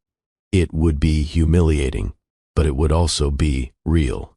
And maybe, just maybe, on the other side of that humiliation, there'd be something worth having. Not the performance of success, actual success, the kind measured in relationships instead of revenue, in integrity instead of Instagram followers. He sat at the desk, pulled out his phone. It had been on airplane mode. He turned it back on. 47 notifications, emails, texts, Slack messages, the board chair, his assistant, investors asking for updates, the noise of his life. He turned the phone off again, set it face down on the desk. For the first time in years, the noise stopped, and in the silence, he could finally hear himself think. The hours passed slowly. Garrett sat, paced, sat again, stared at the ocean. At 3 p.m., he found a notebook in the desk drawer. Started writing. Not a business plan, not a pitch deck, just thoughts. Things I've done wrong. The list filled 3 pages. Things I actually care about. That list was shorter, harder to write. Cipher. The original vision, helping people, not extracting value, actually helping. Hollis, the real her, not the version he'd invented. The employees who'd believed in him, who deserved better. At 4 p.m., he realized he was crying. Not dramatic sobbing, just tears running down his face while he stared at his own handwriting. When had he stopped caring about helping people? When had it become just about winning? At 4:45, there was a soft knock on the door. Rowena entered. Mr. Wade. It's time. Garrett stood, wiped his face. I've made my decision. Very well, Rowena said. Miss Ashcroft is waiting in the main room. They walked back through the house, the same hallway, the same family photographs. But Garrett saw them differently now. These people had built things that lasted generations, had valued legacy over quarterly earnings. He'd valued press coverage over people. He entered the main room. Hollis sat at the table. Same position, same calm expression. But when she looked at him, he saw something new. Hope, fragile and tentative. But there, I don't know if I can do it, Garrett said without preamble. His voice was raw, honest. I don't know if I can be the person you're asking me to be. I know, Hollis said. That's why it's called a choice, Garrett. If it were easy, it wouldn't mean anything. He walked to the table, sat down. The 2 folders lay in front of him. Why are you offering this? He asked. Why not just destroy me and move on? You've earned it. Hollis was quiet for a moment. Then she spoke. 2 years ago, I had a health scare. I thought I might have ovarian cancer. The tests came back negative, but for 6 weeks, I lived with that fear. And I didn't tell you. Garrett's eyes widened. What? Why? Because we'd grown so far apart that I couldn't imagine being vulnerable with you. I told my therapist, my sister, the woman who runs the literacy nonprofit, but not my husband. Her voice was steady but sad. But there was one night, right after the diagnosis, You came home late from some event. I was sitting in the dark in our living room, and you didn't turn on the lights. You just sat down next to me and asked if I was okay. And when I said I was just tired, you put your arm around me. We sat there for maybe 20 minutes, not talking, just sitting. And I thought, he's still in there. The person I married is still in there somewhere. She looked at him directly. Maybe I'm wrong. Maybe that person is gone. But I need to know for certain before I give up. Garrett felt his throat tighten. He remembered that night. Vaguely. He'd been tired. She'd looked sad. He'd sat with her because it seemed like the right thing to do. He hadn't known it meant everything to her. How much else had he missed? He looked down at the folders. Path 1, Path 2, freedom or accountability, escape or redemption. He reached for Path 2, opened it. Read the terms again. Restructuring, coaching, counseling. Guest house, 6 months minimum. Everything in him that was prideful, that was arrogant, that was used to winning, screamed at him to choose Path 1, to walk away with his dignity intact.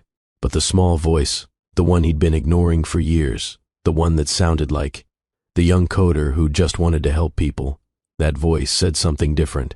It said, stay, face it, do better. He picked up the pen.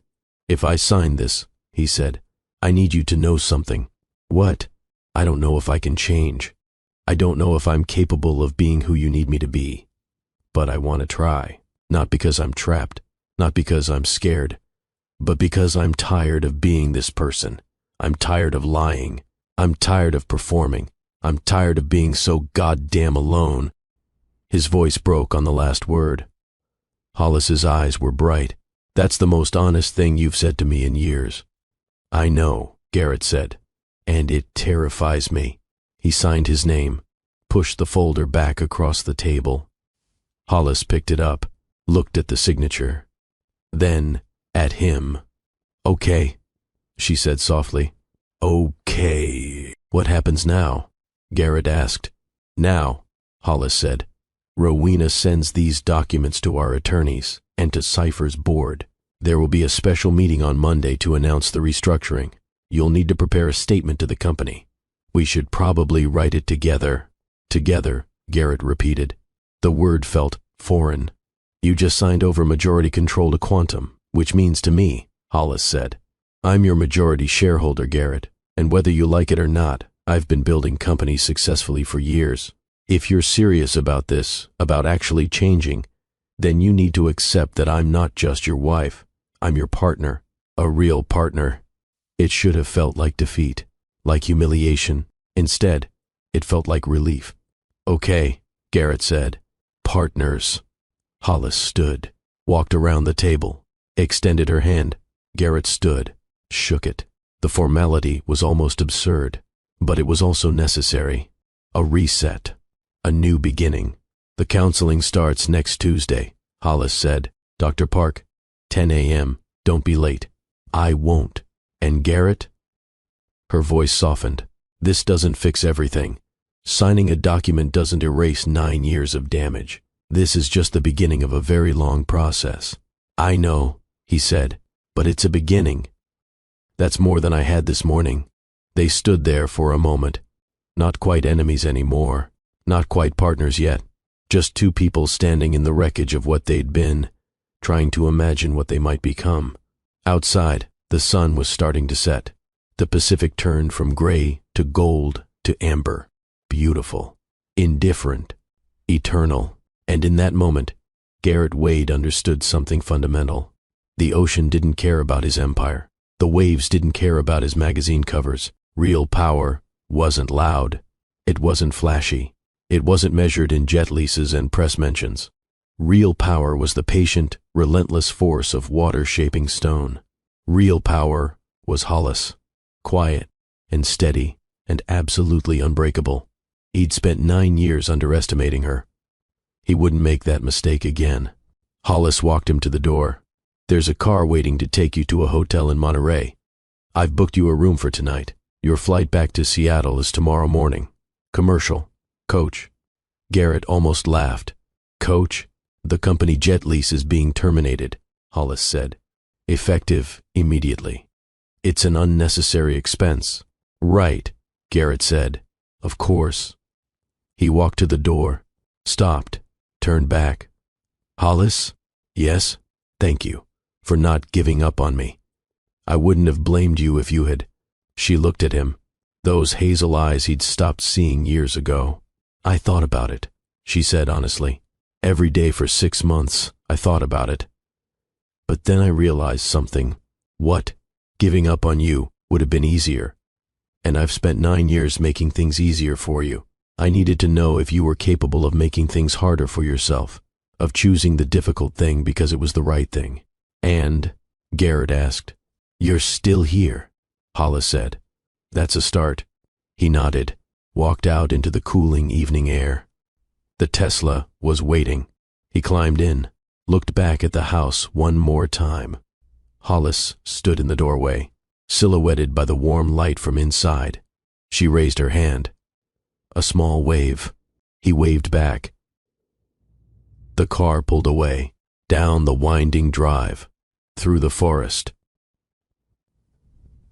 From Ashcroft Point, Garrett watched it disappear in the rearview mirror. He'd come to Monterey believing he was flying toward his salvation. Turned out, his salvation had been waiting for him all along. He just hadn't had the eyes to see her. Now, finally, brutally, mercifully, he did. 3 months. That's how long it had been since Monterey.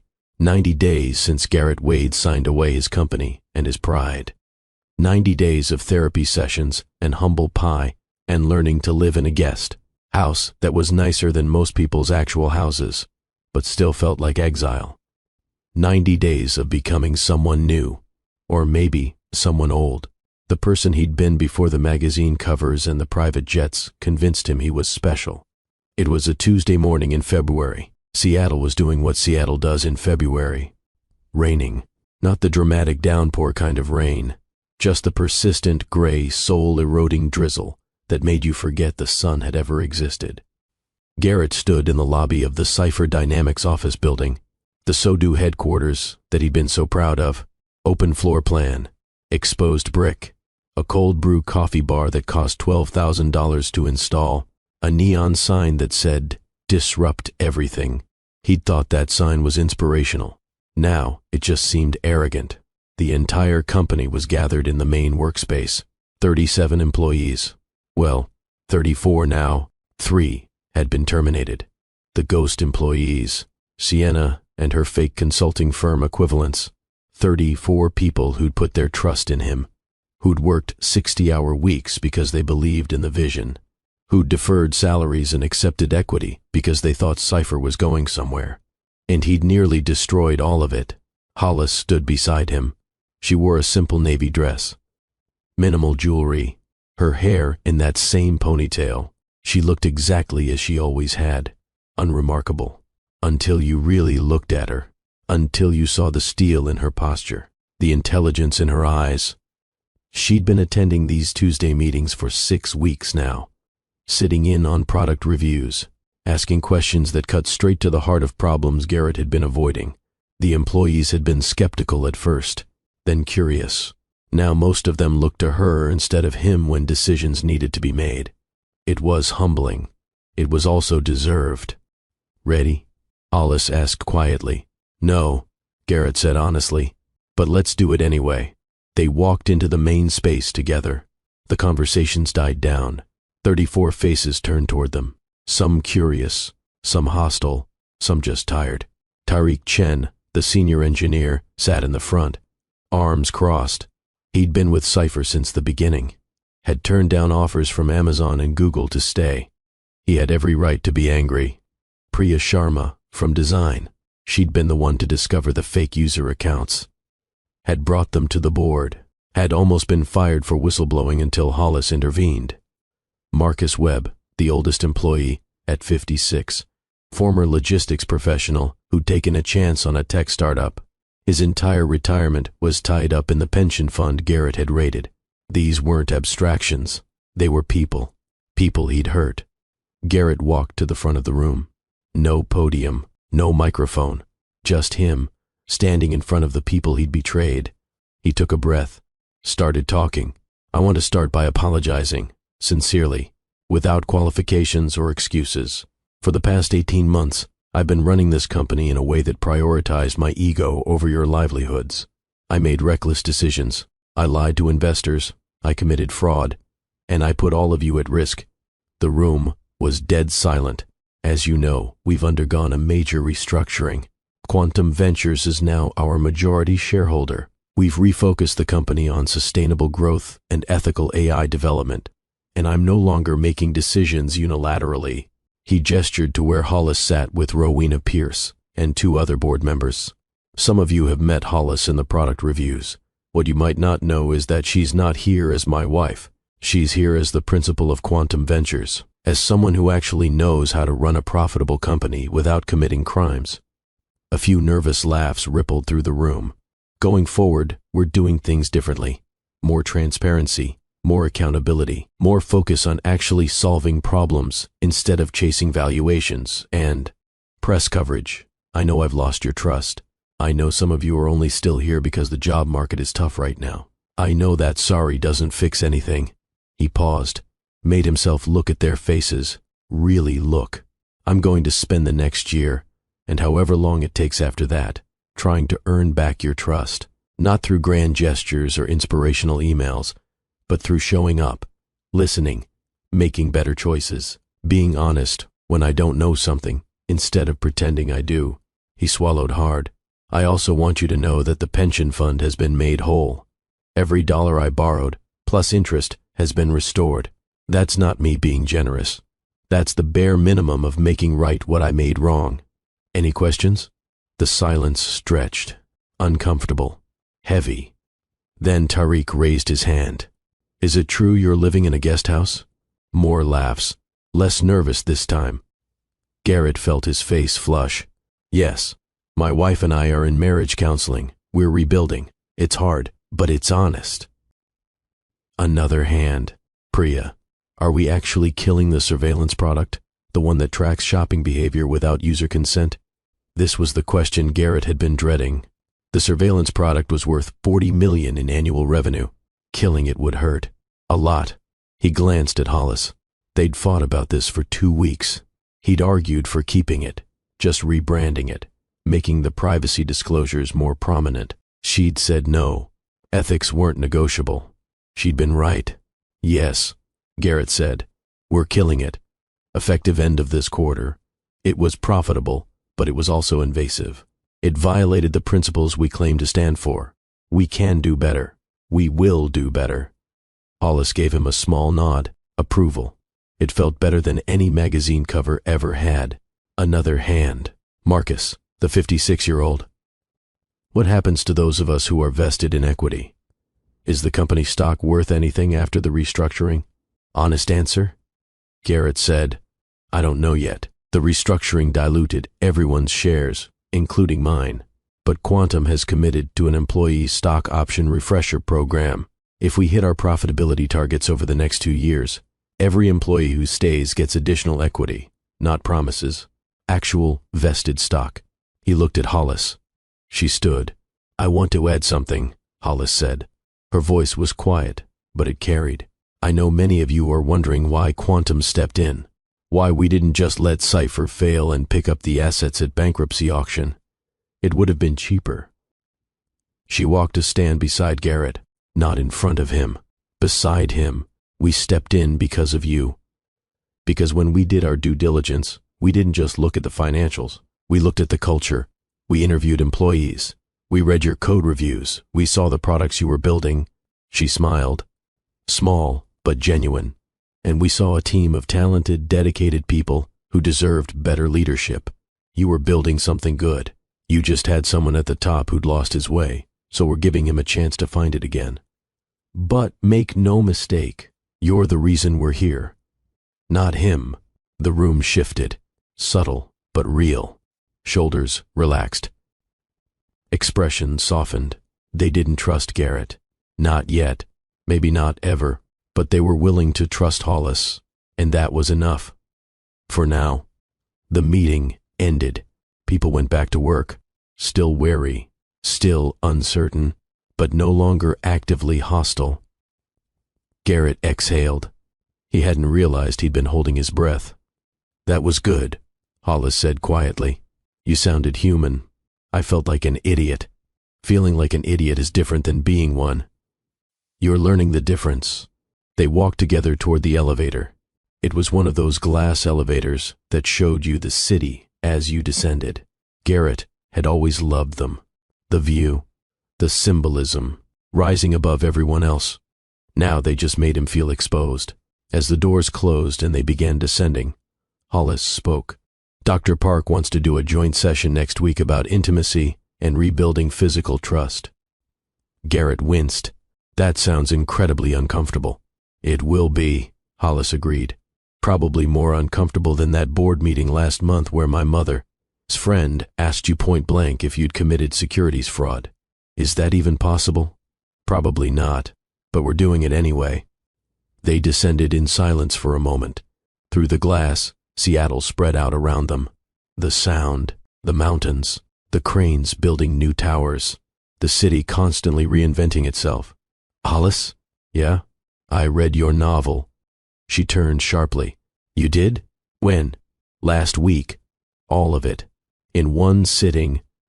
Her eyes widened. "And it's really good," Garrett said. The words felt inadequate, but they were true. Like, actually, genuinely good. "The prose is beautiful. The character work is devastating. The ending made me cry." Hollis stared at him. "You cried?" "The main character, the woman CEO, when she finally tells her husband the truth about who she is and what she's built, and he can't see it, can't understand it, and she has to let him go because she knows he'll never really see her." "Yeah, I cried." His voice got quieter, "because I recognized him. I recognized me." The elevator reached the ground floor. The doors opened, but neither of them moved. "I didn't know if you'd understand what I was trying to say," Hollis said. Her voice was thick with emotion. "I'm starting to," Garrett said. "I'm really starting to." They stepped out into the lobby. The rain had intensified. Proper rain now, the kind that soaked you in seconds. Garrett pulled out his phone to call a rideshare. Hollis touched his arm. "I'm proud of you," she said quietly. "For what you did up there. For showing up. For being honest." It was such a small thing, 7 words. But Garrett couldn't remember the last time someone had said they were proud of him for something that wasn't about money or press coverage or winning. For something that was just about being a decent human. "I'm proud of you too," he said. "For building something real while I was busy building something hollow. For being patient enough to give me this chance. Don't make me regret it," Hollis said. "I'm trying not to." They stood there for a moment, rain hammering against the glass. 2 people who'd been strangers in the same house for years, slowly, painfully, learning to see each other. "I should go," Hollis said. "I have a quantum board call in 20 minutes, and I have a one-on-one with Tariq. He wants to talk about the roadmap for the next quarter." "Listen to him," Hollis said. "He's smarter than you about the technical architecture. Let him lead." 6 months ago, that comment would have felt like an insult, a challenge to his authority. Now, it just felt like good advice. "I will," Garrett said. They walked to their separate cars. That was another rule. They drove separately now, each maintaining independence, each having their own space. But as Garrett drove back to the guest house, something was different. For 9 years, he'd been running, chasing valuation, chasing validation, chasing a version of success that required him to be everywhere except where he actually was. Now, for the first time, he was staying still.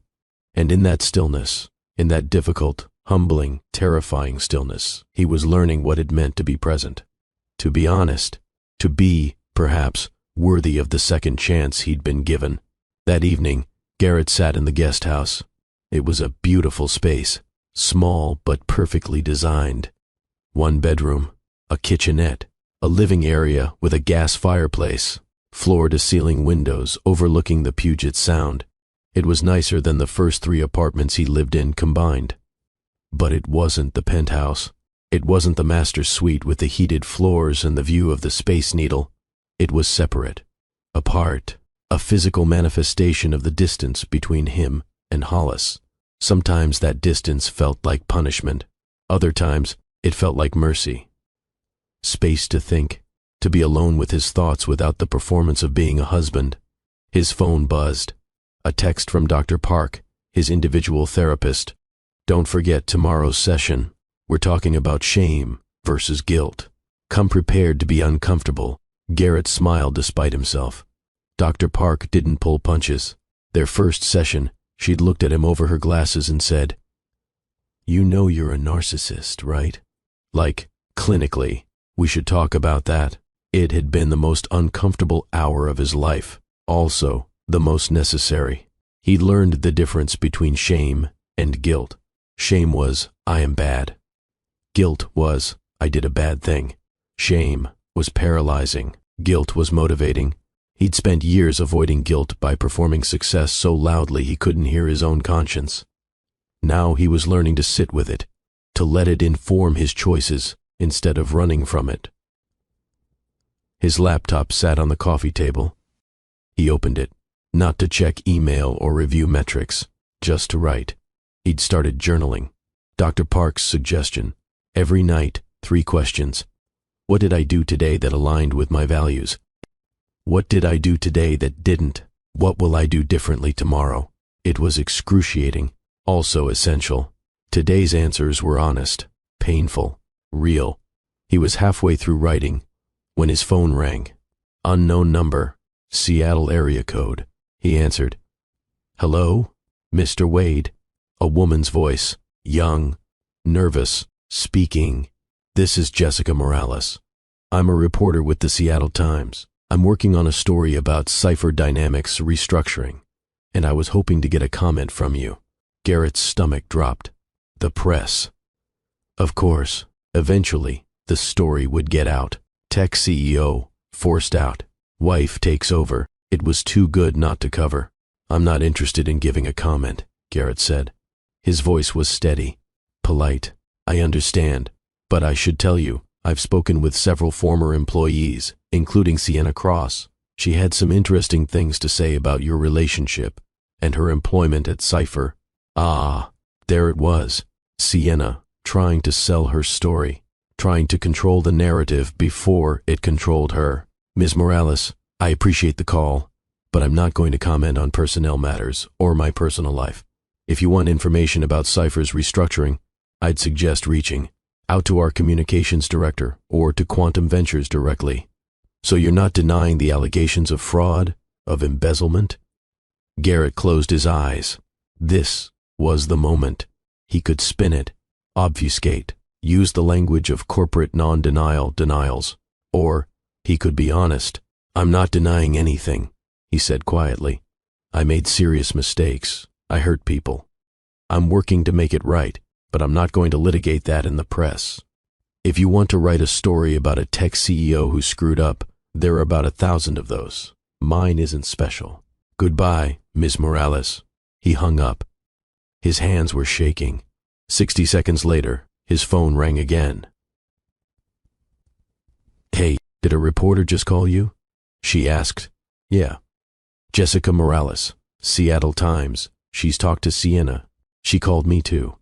I told her no comment and referred her to Rowena. I just told her the truth," Garrett said, "that I made mistakes, that I'm trying to fix them." Then I hung up. Silence on the other end. Then, that was the right call, was it? I feel like I just lit a match and threw it on gasoline.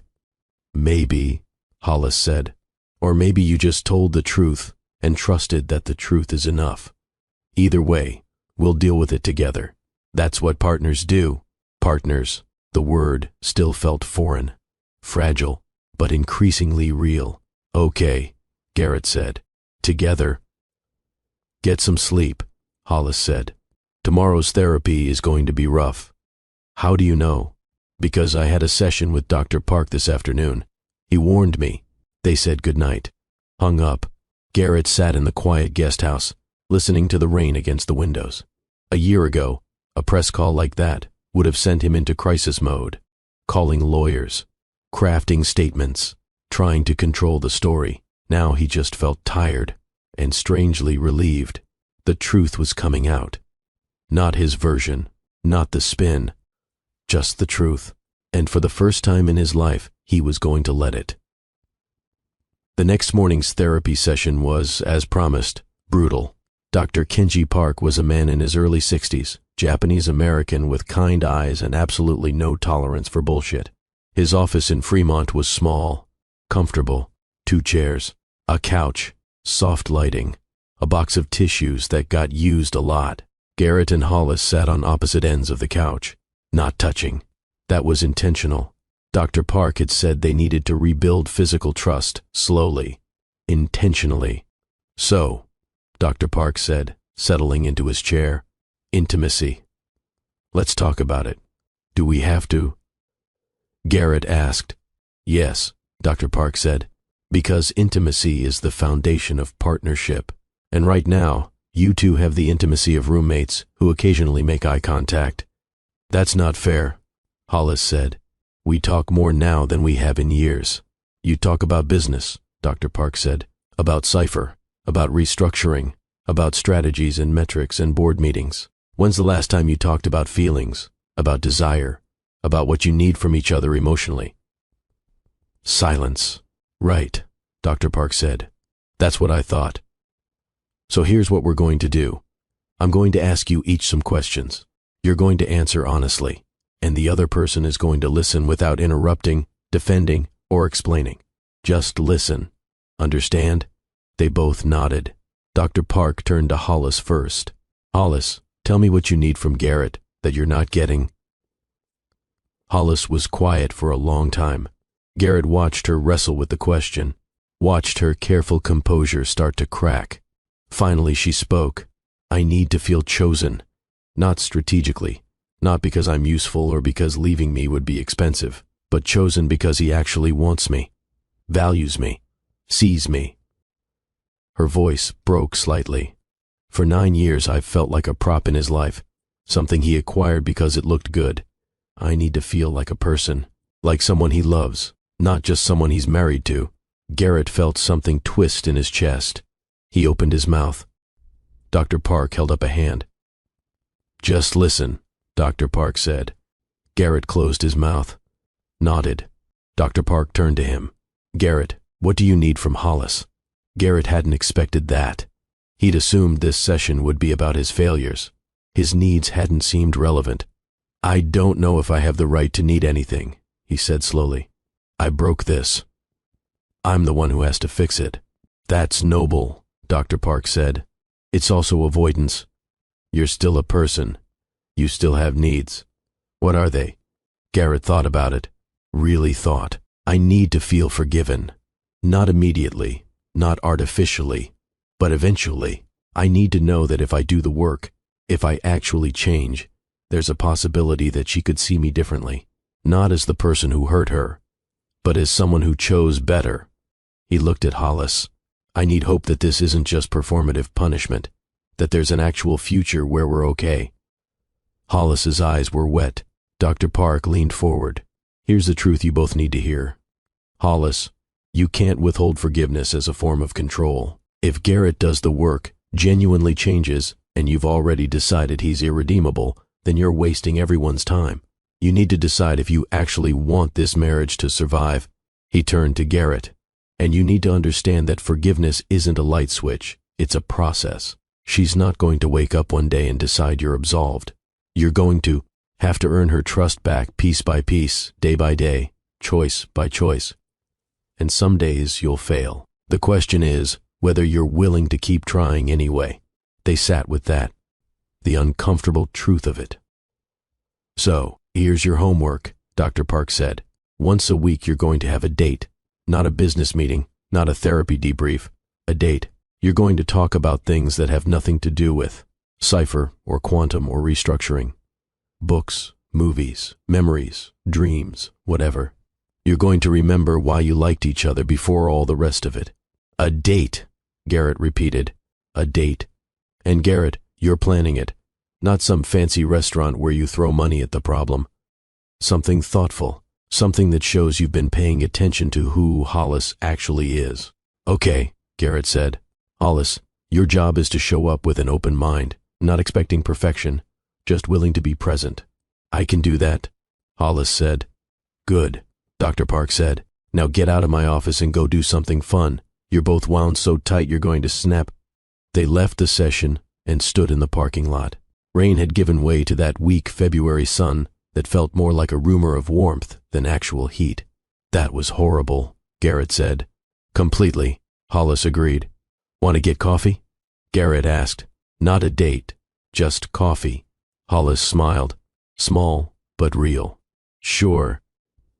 They walked to a cafe nearby, ordered drinks, sat by the window, and for 20 minutes, they didn't talk about business, didn't talk about therapy, just talked about the book Hollis was reading, about a documentary Garrett had watched, about nothing and everything. It was the most normal 20 minutes they'd had in years. When they parted ways in the parking lot, Hollis touched his arm. Brief, tentative. This is hard, she said. Yeah, Garrett agreed. But it's not nothing.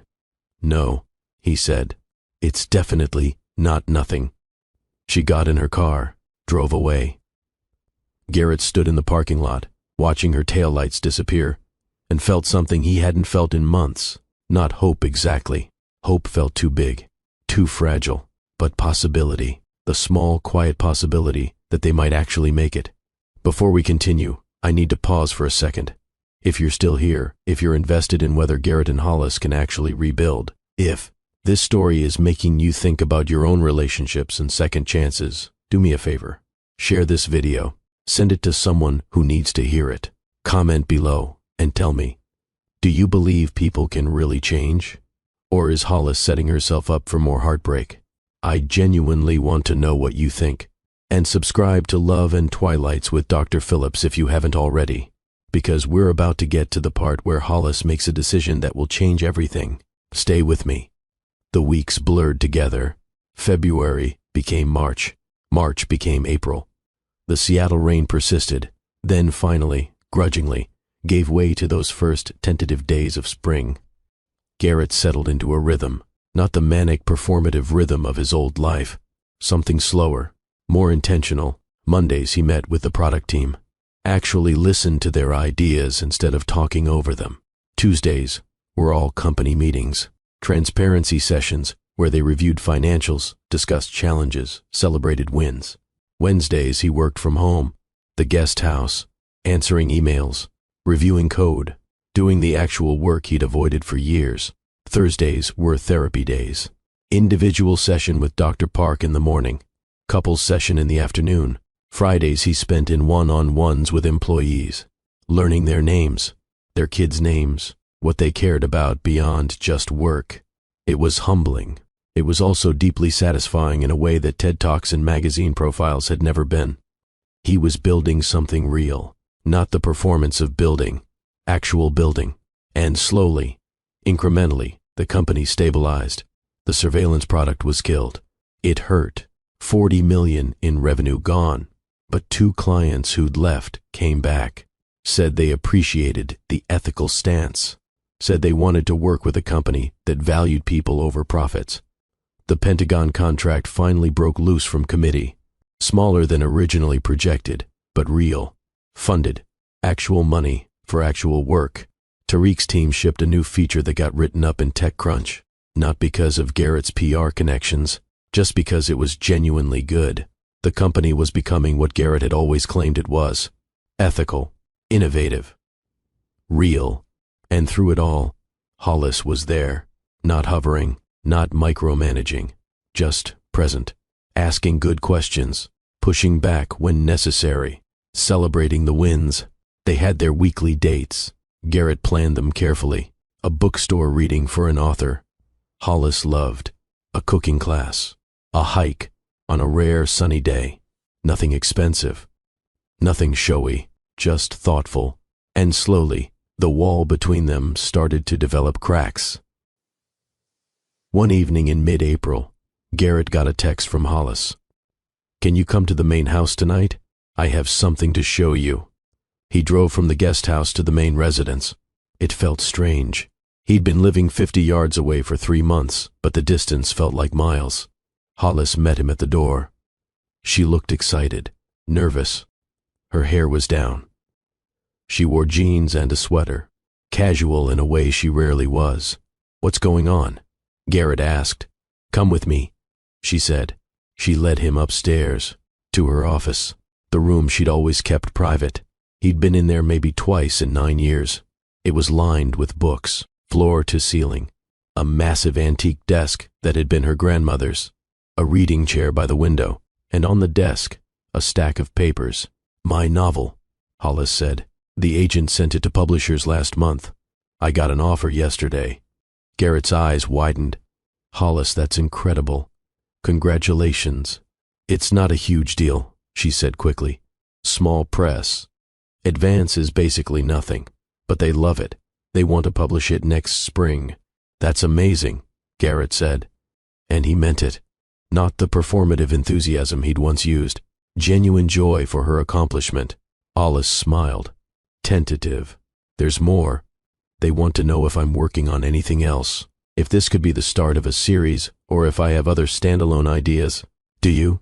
I have ideas, Hollis said. I've been writing for years. I have 3 other manuscripts in various stages. I just never thought anyone would want to read them. Garrett looked at her, really looked at her. This woman he'd been married to for 9 years and never really known. Can I ask you something? He said. Of course. Why didn't you ever tell me? About quantum, about the writing, about who you really were. Hollis was quiet for a moment. She walked to the window, looked out at the darkening sky. At first, I thought you knew. I thought you were just being respectful of my privacy. My mother had always said not to lead with the money, to let people see you for who you are first. She turned back, but then I realized you weren't being respectful. You just weren't interested. You'd built this version of me in your head, the quiet, boring wife, and I fit into that version so completely that you never looked deeper. And you let me, Garrett said, not accusing, just observing. I did, Hollis admitted, because by the time I realized how little you saw me, I was already running quantum. I was already building something that mattered. And I realized I didn't need you to see me. I had people who did. Rowena, my board. The authors I worked with through the foundation. She walked closer to him. I had a whole life you knew nothing about. And for a while, that felt powerful.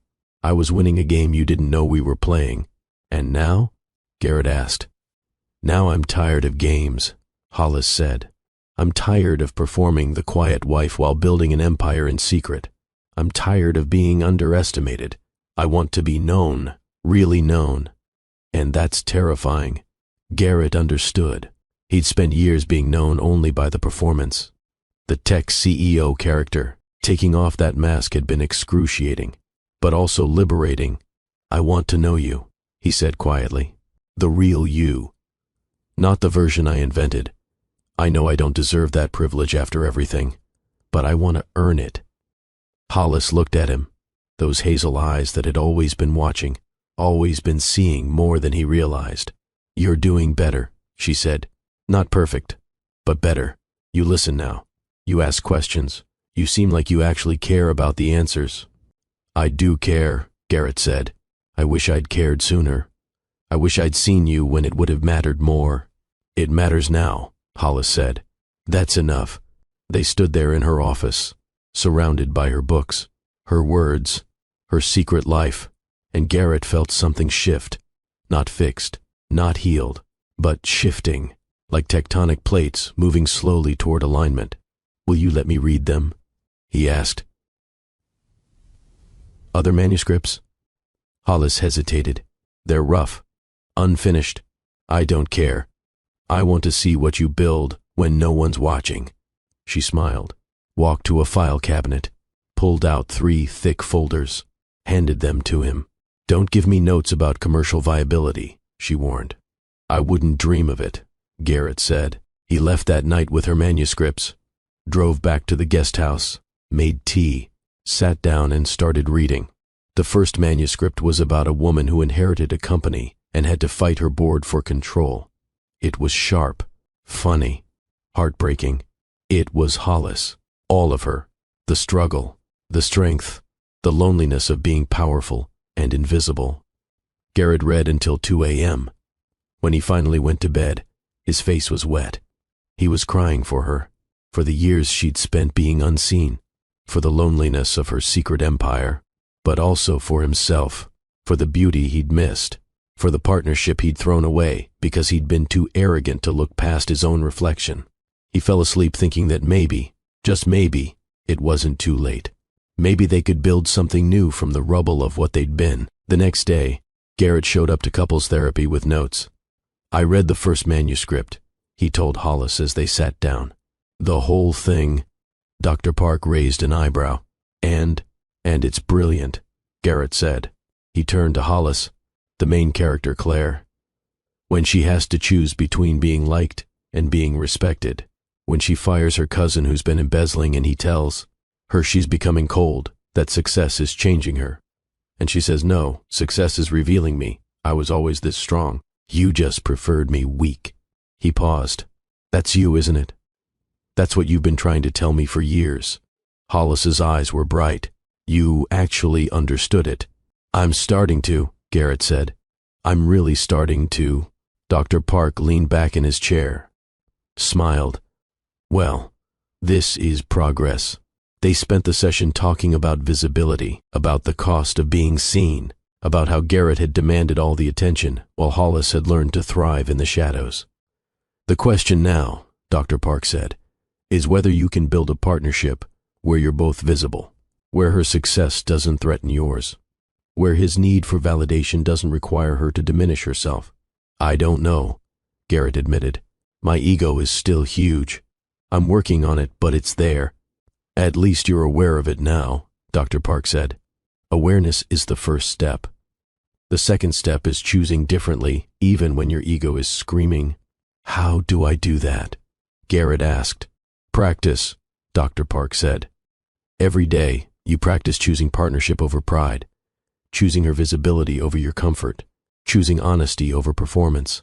Eventually, it becomes habit, but it takes time." "How much time?" Hollis asked. "The rest of your life," Dr. Park said simply. "This isn't a problem you solve. It's a practice you commit to. The question is whether you're willing." Garrett looked at Hollis. She looked back. "I'm willing," Garrett said. "Me too," Hollis said. "Good," Dr. Park said. "Then, let's keep going." 6 months. That's how long it had been since Monterey. Half a year of therapy and humility and learning to live without the armor of success. It was late September now. Seattle was doing that thing it does in early fall where every day feels like a gift from a capricious god. Warm, clear, the light golden and slanted. Hollis had asked Garrett to meet her at a place she wanted to show him. She'd been mysterious about it, just sent an address in the Columbia River Gorge and told him to take the day off. He drove east, out of Seattle, through the Cascade foothills, past small towns and roadside fruit stands. The landscape changed. Less rainforest, more high desert. The Columbia River appeared, massive and ancient, carving its way to the Pacific.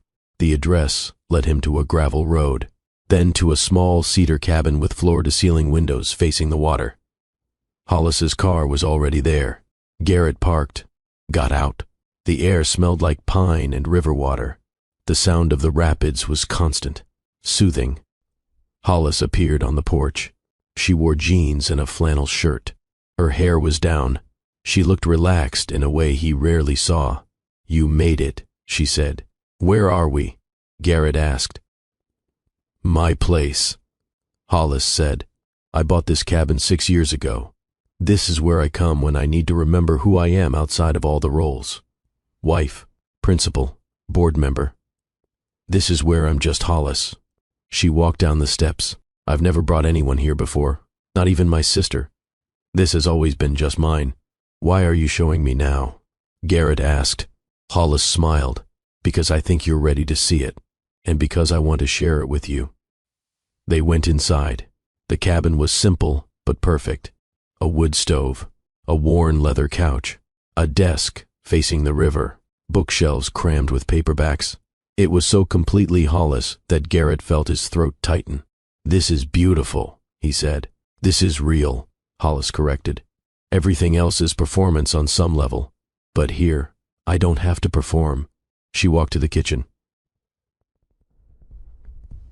"Making coffee. I come here once a month. Sometimes more if I'm working on a book. I write better here, think better here." "I can see why," Garrett said. "It's peaceful." They took their coffee out to the deck, sat in Adirondack chairs, watched the river. "I have something to tell you," Hollis said. Garrett's stomach clenched. This was it. The moment she told him it wasn't working, that she'd given him 6 months and it wasn't enough. "Okay," he said. "I've decided to step back from day-to-day operations at Cypher," Hollis said. "Not from the board. I'll stay on as chair. But the daily stuff, I'm handing that to you and Tariq as CO leads." Garrett blinked. "What? Why?" "Because you don't need me hovering anymore," Hollis said. "You've proven you can make ethical choices. You've rebuilt trust with the team. You're actually good at this when you're not sabotaging yourself." She smiled. "And because I want to focus more on quantum and on my writing. The publisher wants 2 more books. I have ideas. I want time to actually write them." "Are you sure?" Garrett asked. "I mean, I appreciate the vote of confidence, but—" "I'm sure," Hollis said. "I'll still be involved, still have final say on major decisions. But I don't need to be in every meeting. You've got this." Garrett felt something unexpected. Not relief, exactly. Something closer to pride. She trusted him. After everything, she trusted him to do the right thing. "Thank you," he said. They sat in silence for a while, just the river and the wind in the pines. Finally, Garrett spoke. "Can I ask you something? Always, when you were planning the Monterey thing, when you were acquiring all my debt and setting up the reveal, were you hoping I'd choose path 2? Or were you expecting me to choose path 1? Hollis was quiet for a long time, watching the water. "Honestly," she said, "I expected path 1. I thought you'd be too proud to accept accountability, that you'd rather blow everything up than admit you needed help. But you gave me the option anyway, because I needed to know I tried everything," Hollis said. "I needed to know I gave you every possible chance before I walked away. Otherwise, I'd always wonder." "And now?" Garrett asked. She turned to look at him. "Now I'm glad I was wrong. I'm glad you surprised me." "I'm trying to keep surprising you," Garrett said. "In good ways." "I know," Hollis said. "And it's working." They sat together as the sun moved across the sky. As afternoon became evening, "Can I ask you something?" Hollis said, "Of course. Do you think you love me, the actual me? Not the idea of me or what I represent, but me." It was the most vulnerable question she'd ever asked him. Garrett thought about it. Really thought. He'd told her he loved her 1,000 times over 9 years. But had he meant it? Had he even known who he was claiming to love? "I think I'm learning to," he said honestly. "I don't know if I ever really loved you before. I think I loved what you gave me access to, what you made possible. But now, after reading your writing, after watching you run quantum, after seeing how patient you've been with my disaster of a redemption arc, I think I'm falling in love with you for the first time." He turned to face her. "Is that okay? That it's taken this long? That I had to lose everything to finally see you?" Hollis's eyes were wet. "It's more than okay. It's the most honest thing you've ever said to me." "I want to say more honest things," Garrett said. "I want to keep learning who you are. I want to earn the privilege of being in your life." "You are in my life," Hollis said. "You're right here." She reached out, took his hand. It was the first time they'd held hands in months. The first time she'd initiated physical contact. It felt monumental. They sat on the deck as the sun set over the gorge, hands linked. 2 people who'd been strangers in the same house, slowly, painfully, beautifully becoming partners. "I think we're going to be okay," Hollis said softly. "Yeah," Garrett agreed. "I think we actually might be." Inside the cabin, Hollis made dinner. Simple food. Pasta and salad. They ate at the small table, talked about books and ideas and the future. Not the performative future of press releases and quarterly earnings. The real future. The shape their lives might take if they kept choosing each other. After dinner, they built a fire in the wood stove. Sat on the couch with wine. "Thank you," Garrett said, "for not giving up on me. I wouldn't have blamed you if you had." "I thought about it," Hollis admitted. "Every day for months I thought about it. But then I'd remember that night you sat with me in the dark, when I thought I had cancer. And I'd think, that person is still in there. Maybe buried, maybe lost, but still there." She looked at him. "Were you still in there?" "Barely," Garrett said. "But yeah. Somewhere underneath all the bullshit and arrogance and fraud, there was still a tiny piece of the guy who just wanted to build something that helped people. You found him. You shocked him back to life. We found him together," Hollis corrected. They sat in comfortable silence. The fire crackling. The river rushing outside. "Can I stay tonight?" Garrett asked. Not like that. I know we're not there yet. But just stay. Sleep on the couch. Wake up here." Hollis smiled. "You can stay. But you're not sleeping on the couch. It's a cabin, not a palace. There's one bed. We can share it like adults. Are you sure?" "I'm sure," Hollis said. "I trust you." Those 3 words, "I trust you," they meant more than any declaration of love ever could. They got ready for bed. Hollis lent him a t-shirt. They brushed their teeth side by side at the small sink. It felt domestic, normal, strange, and wonderful. They climbed into bed, stayed on their respective sides, not touching, but not avoiding each other either. "Good night, Hollis," Garrett said. "Good night, Garrett." The darkness settled around them. The river sang its endless song. And for the first time in years, Garrett fell asleep next to his wife, feeling like he was exactly where he was supposed to be. The next morning, they woke to sunlight streaming through the windows, made coffee, sat on the deck, and watched the mist rise off the river. "I should get back," Garrett said eventually. "I have a board meeting tomorrow. Need to prepare." "Me too," Hollis said. "Quantum's looking at an acquisition. I need to review the terms." They packed, cleaned the cabin, prepared to return to their respective lives. But something had shifted. Some final piece had clicked into place. As they stood by their cars preparing to leave, Hollis spoke. "I've been thinking about the living arrangements," she said. Garrett's heart sank. Here it was. She was going to ask him to move out entirely, get his own place. "I think it's time you moved back into the main house," Hollis continued. Garrett's head snapped up. "Really? Really," Hollis said. "Not to the master suite. Not yet. But to one of the guest rooms. Close enough that we're actually living together. Far enough that we still have space. Are you sure?" "I'm sure," Hollis said. "We're partners now. Real partners. We should live like it." Garrett felt something swell in his chest. Joy. Relief. Hope. "Okay," he said. "Yeah, okay." Hollis smiled, stepped closer, rose up on her toes, and kissed him. Not a performative kiss, not an obligation, a real kiss, soft and brief and full of promise. When she pulled back, Garrett was speechless.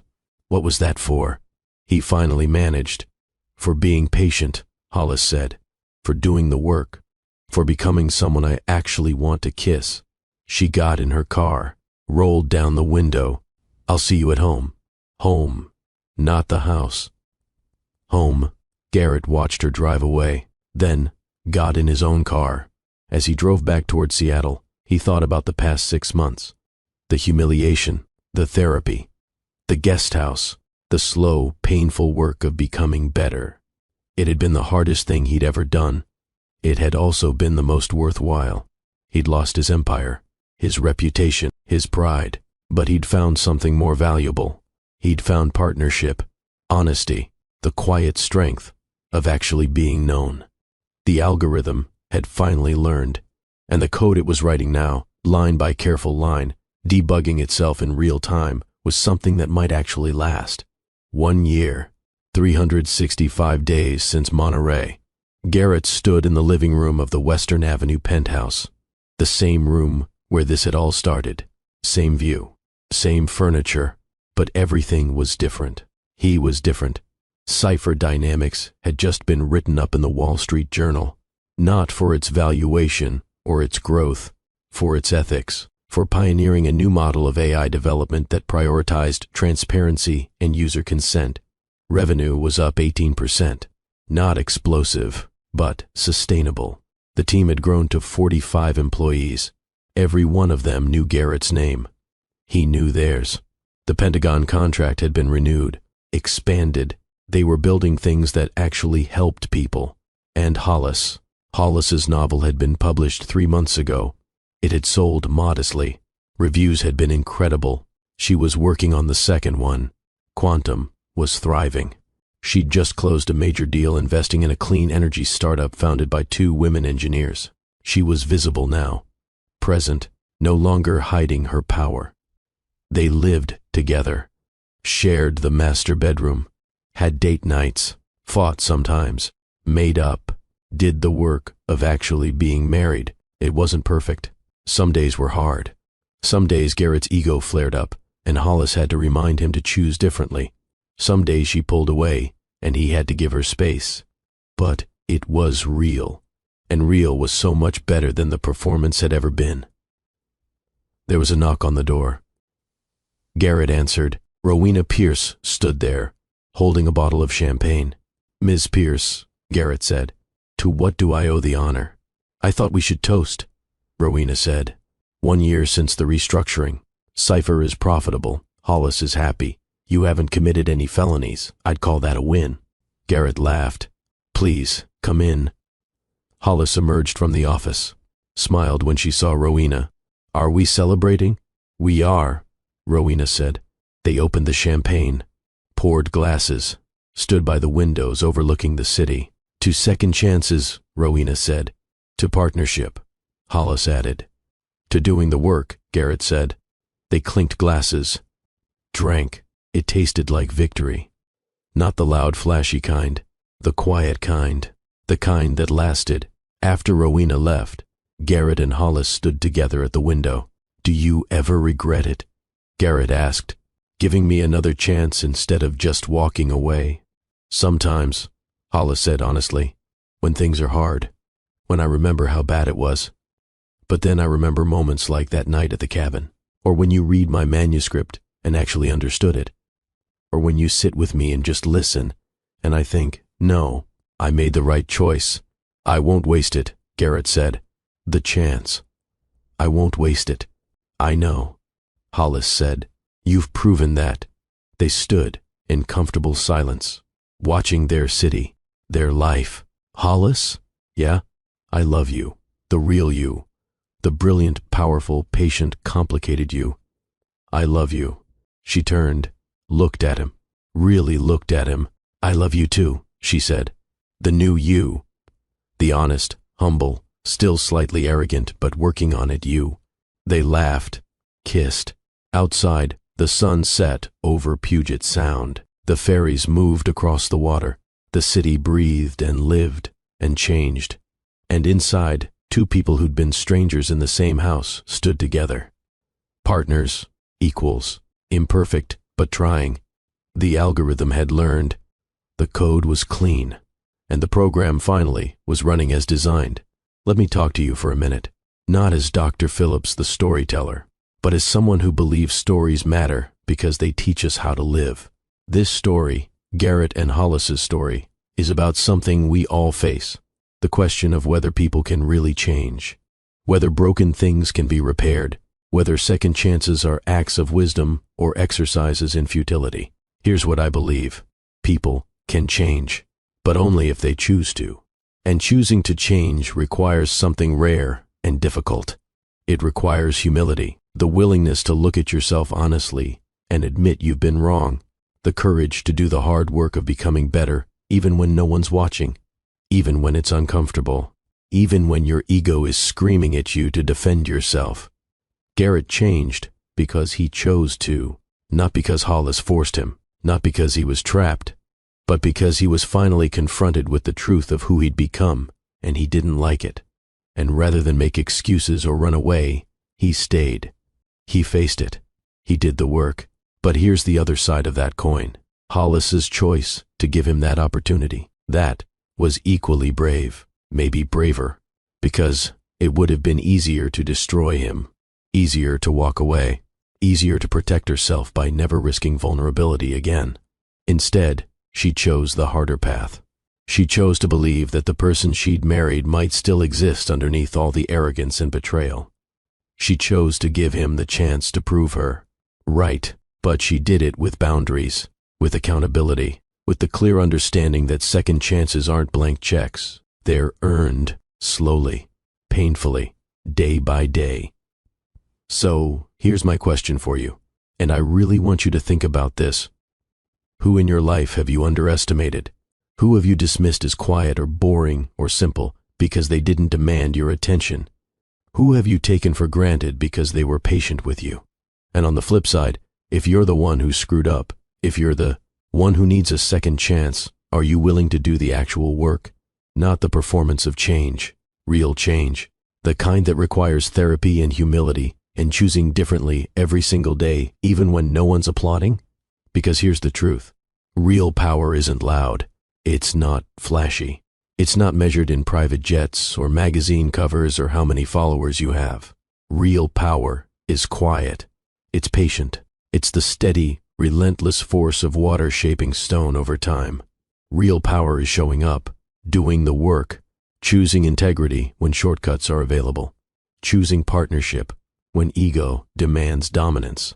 Real power is Hollis, building an empire in silence, watching and waiting, and refusing to let someone else's blindness define her worth. And real redemption?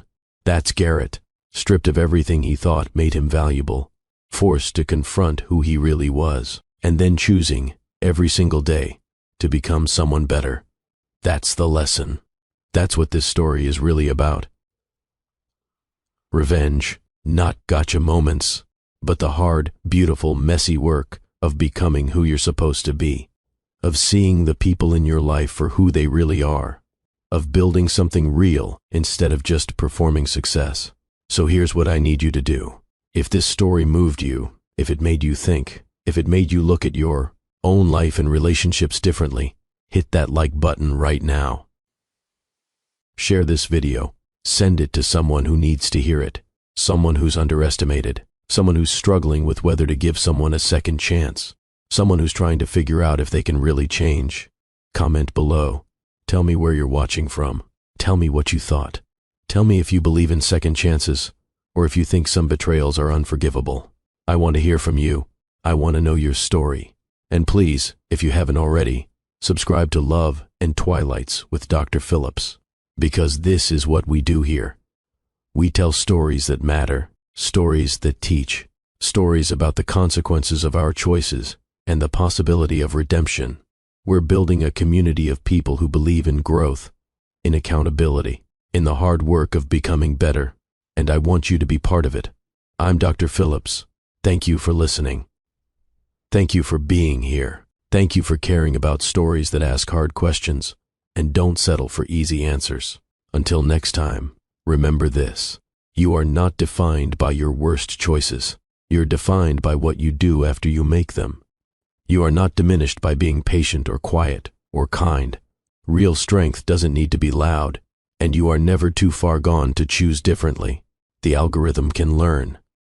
The code can be rewritten, and you, whoever you are, wherever you are, whatever you've done or left undone,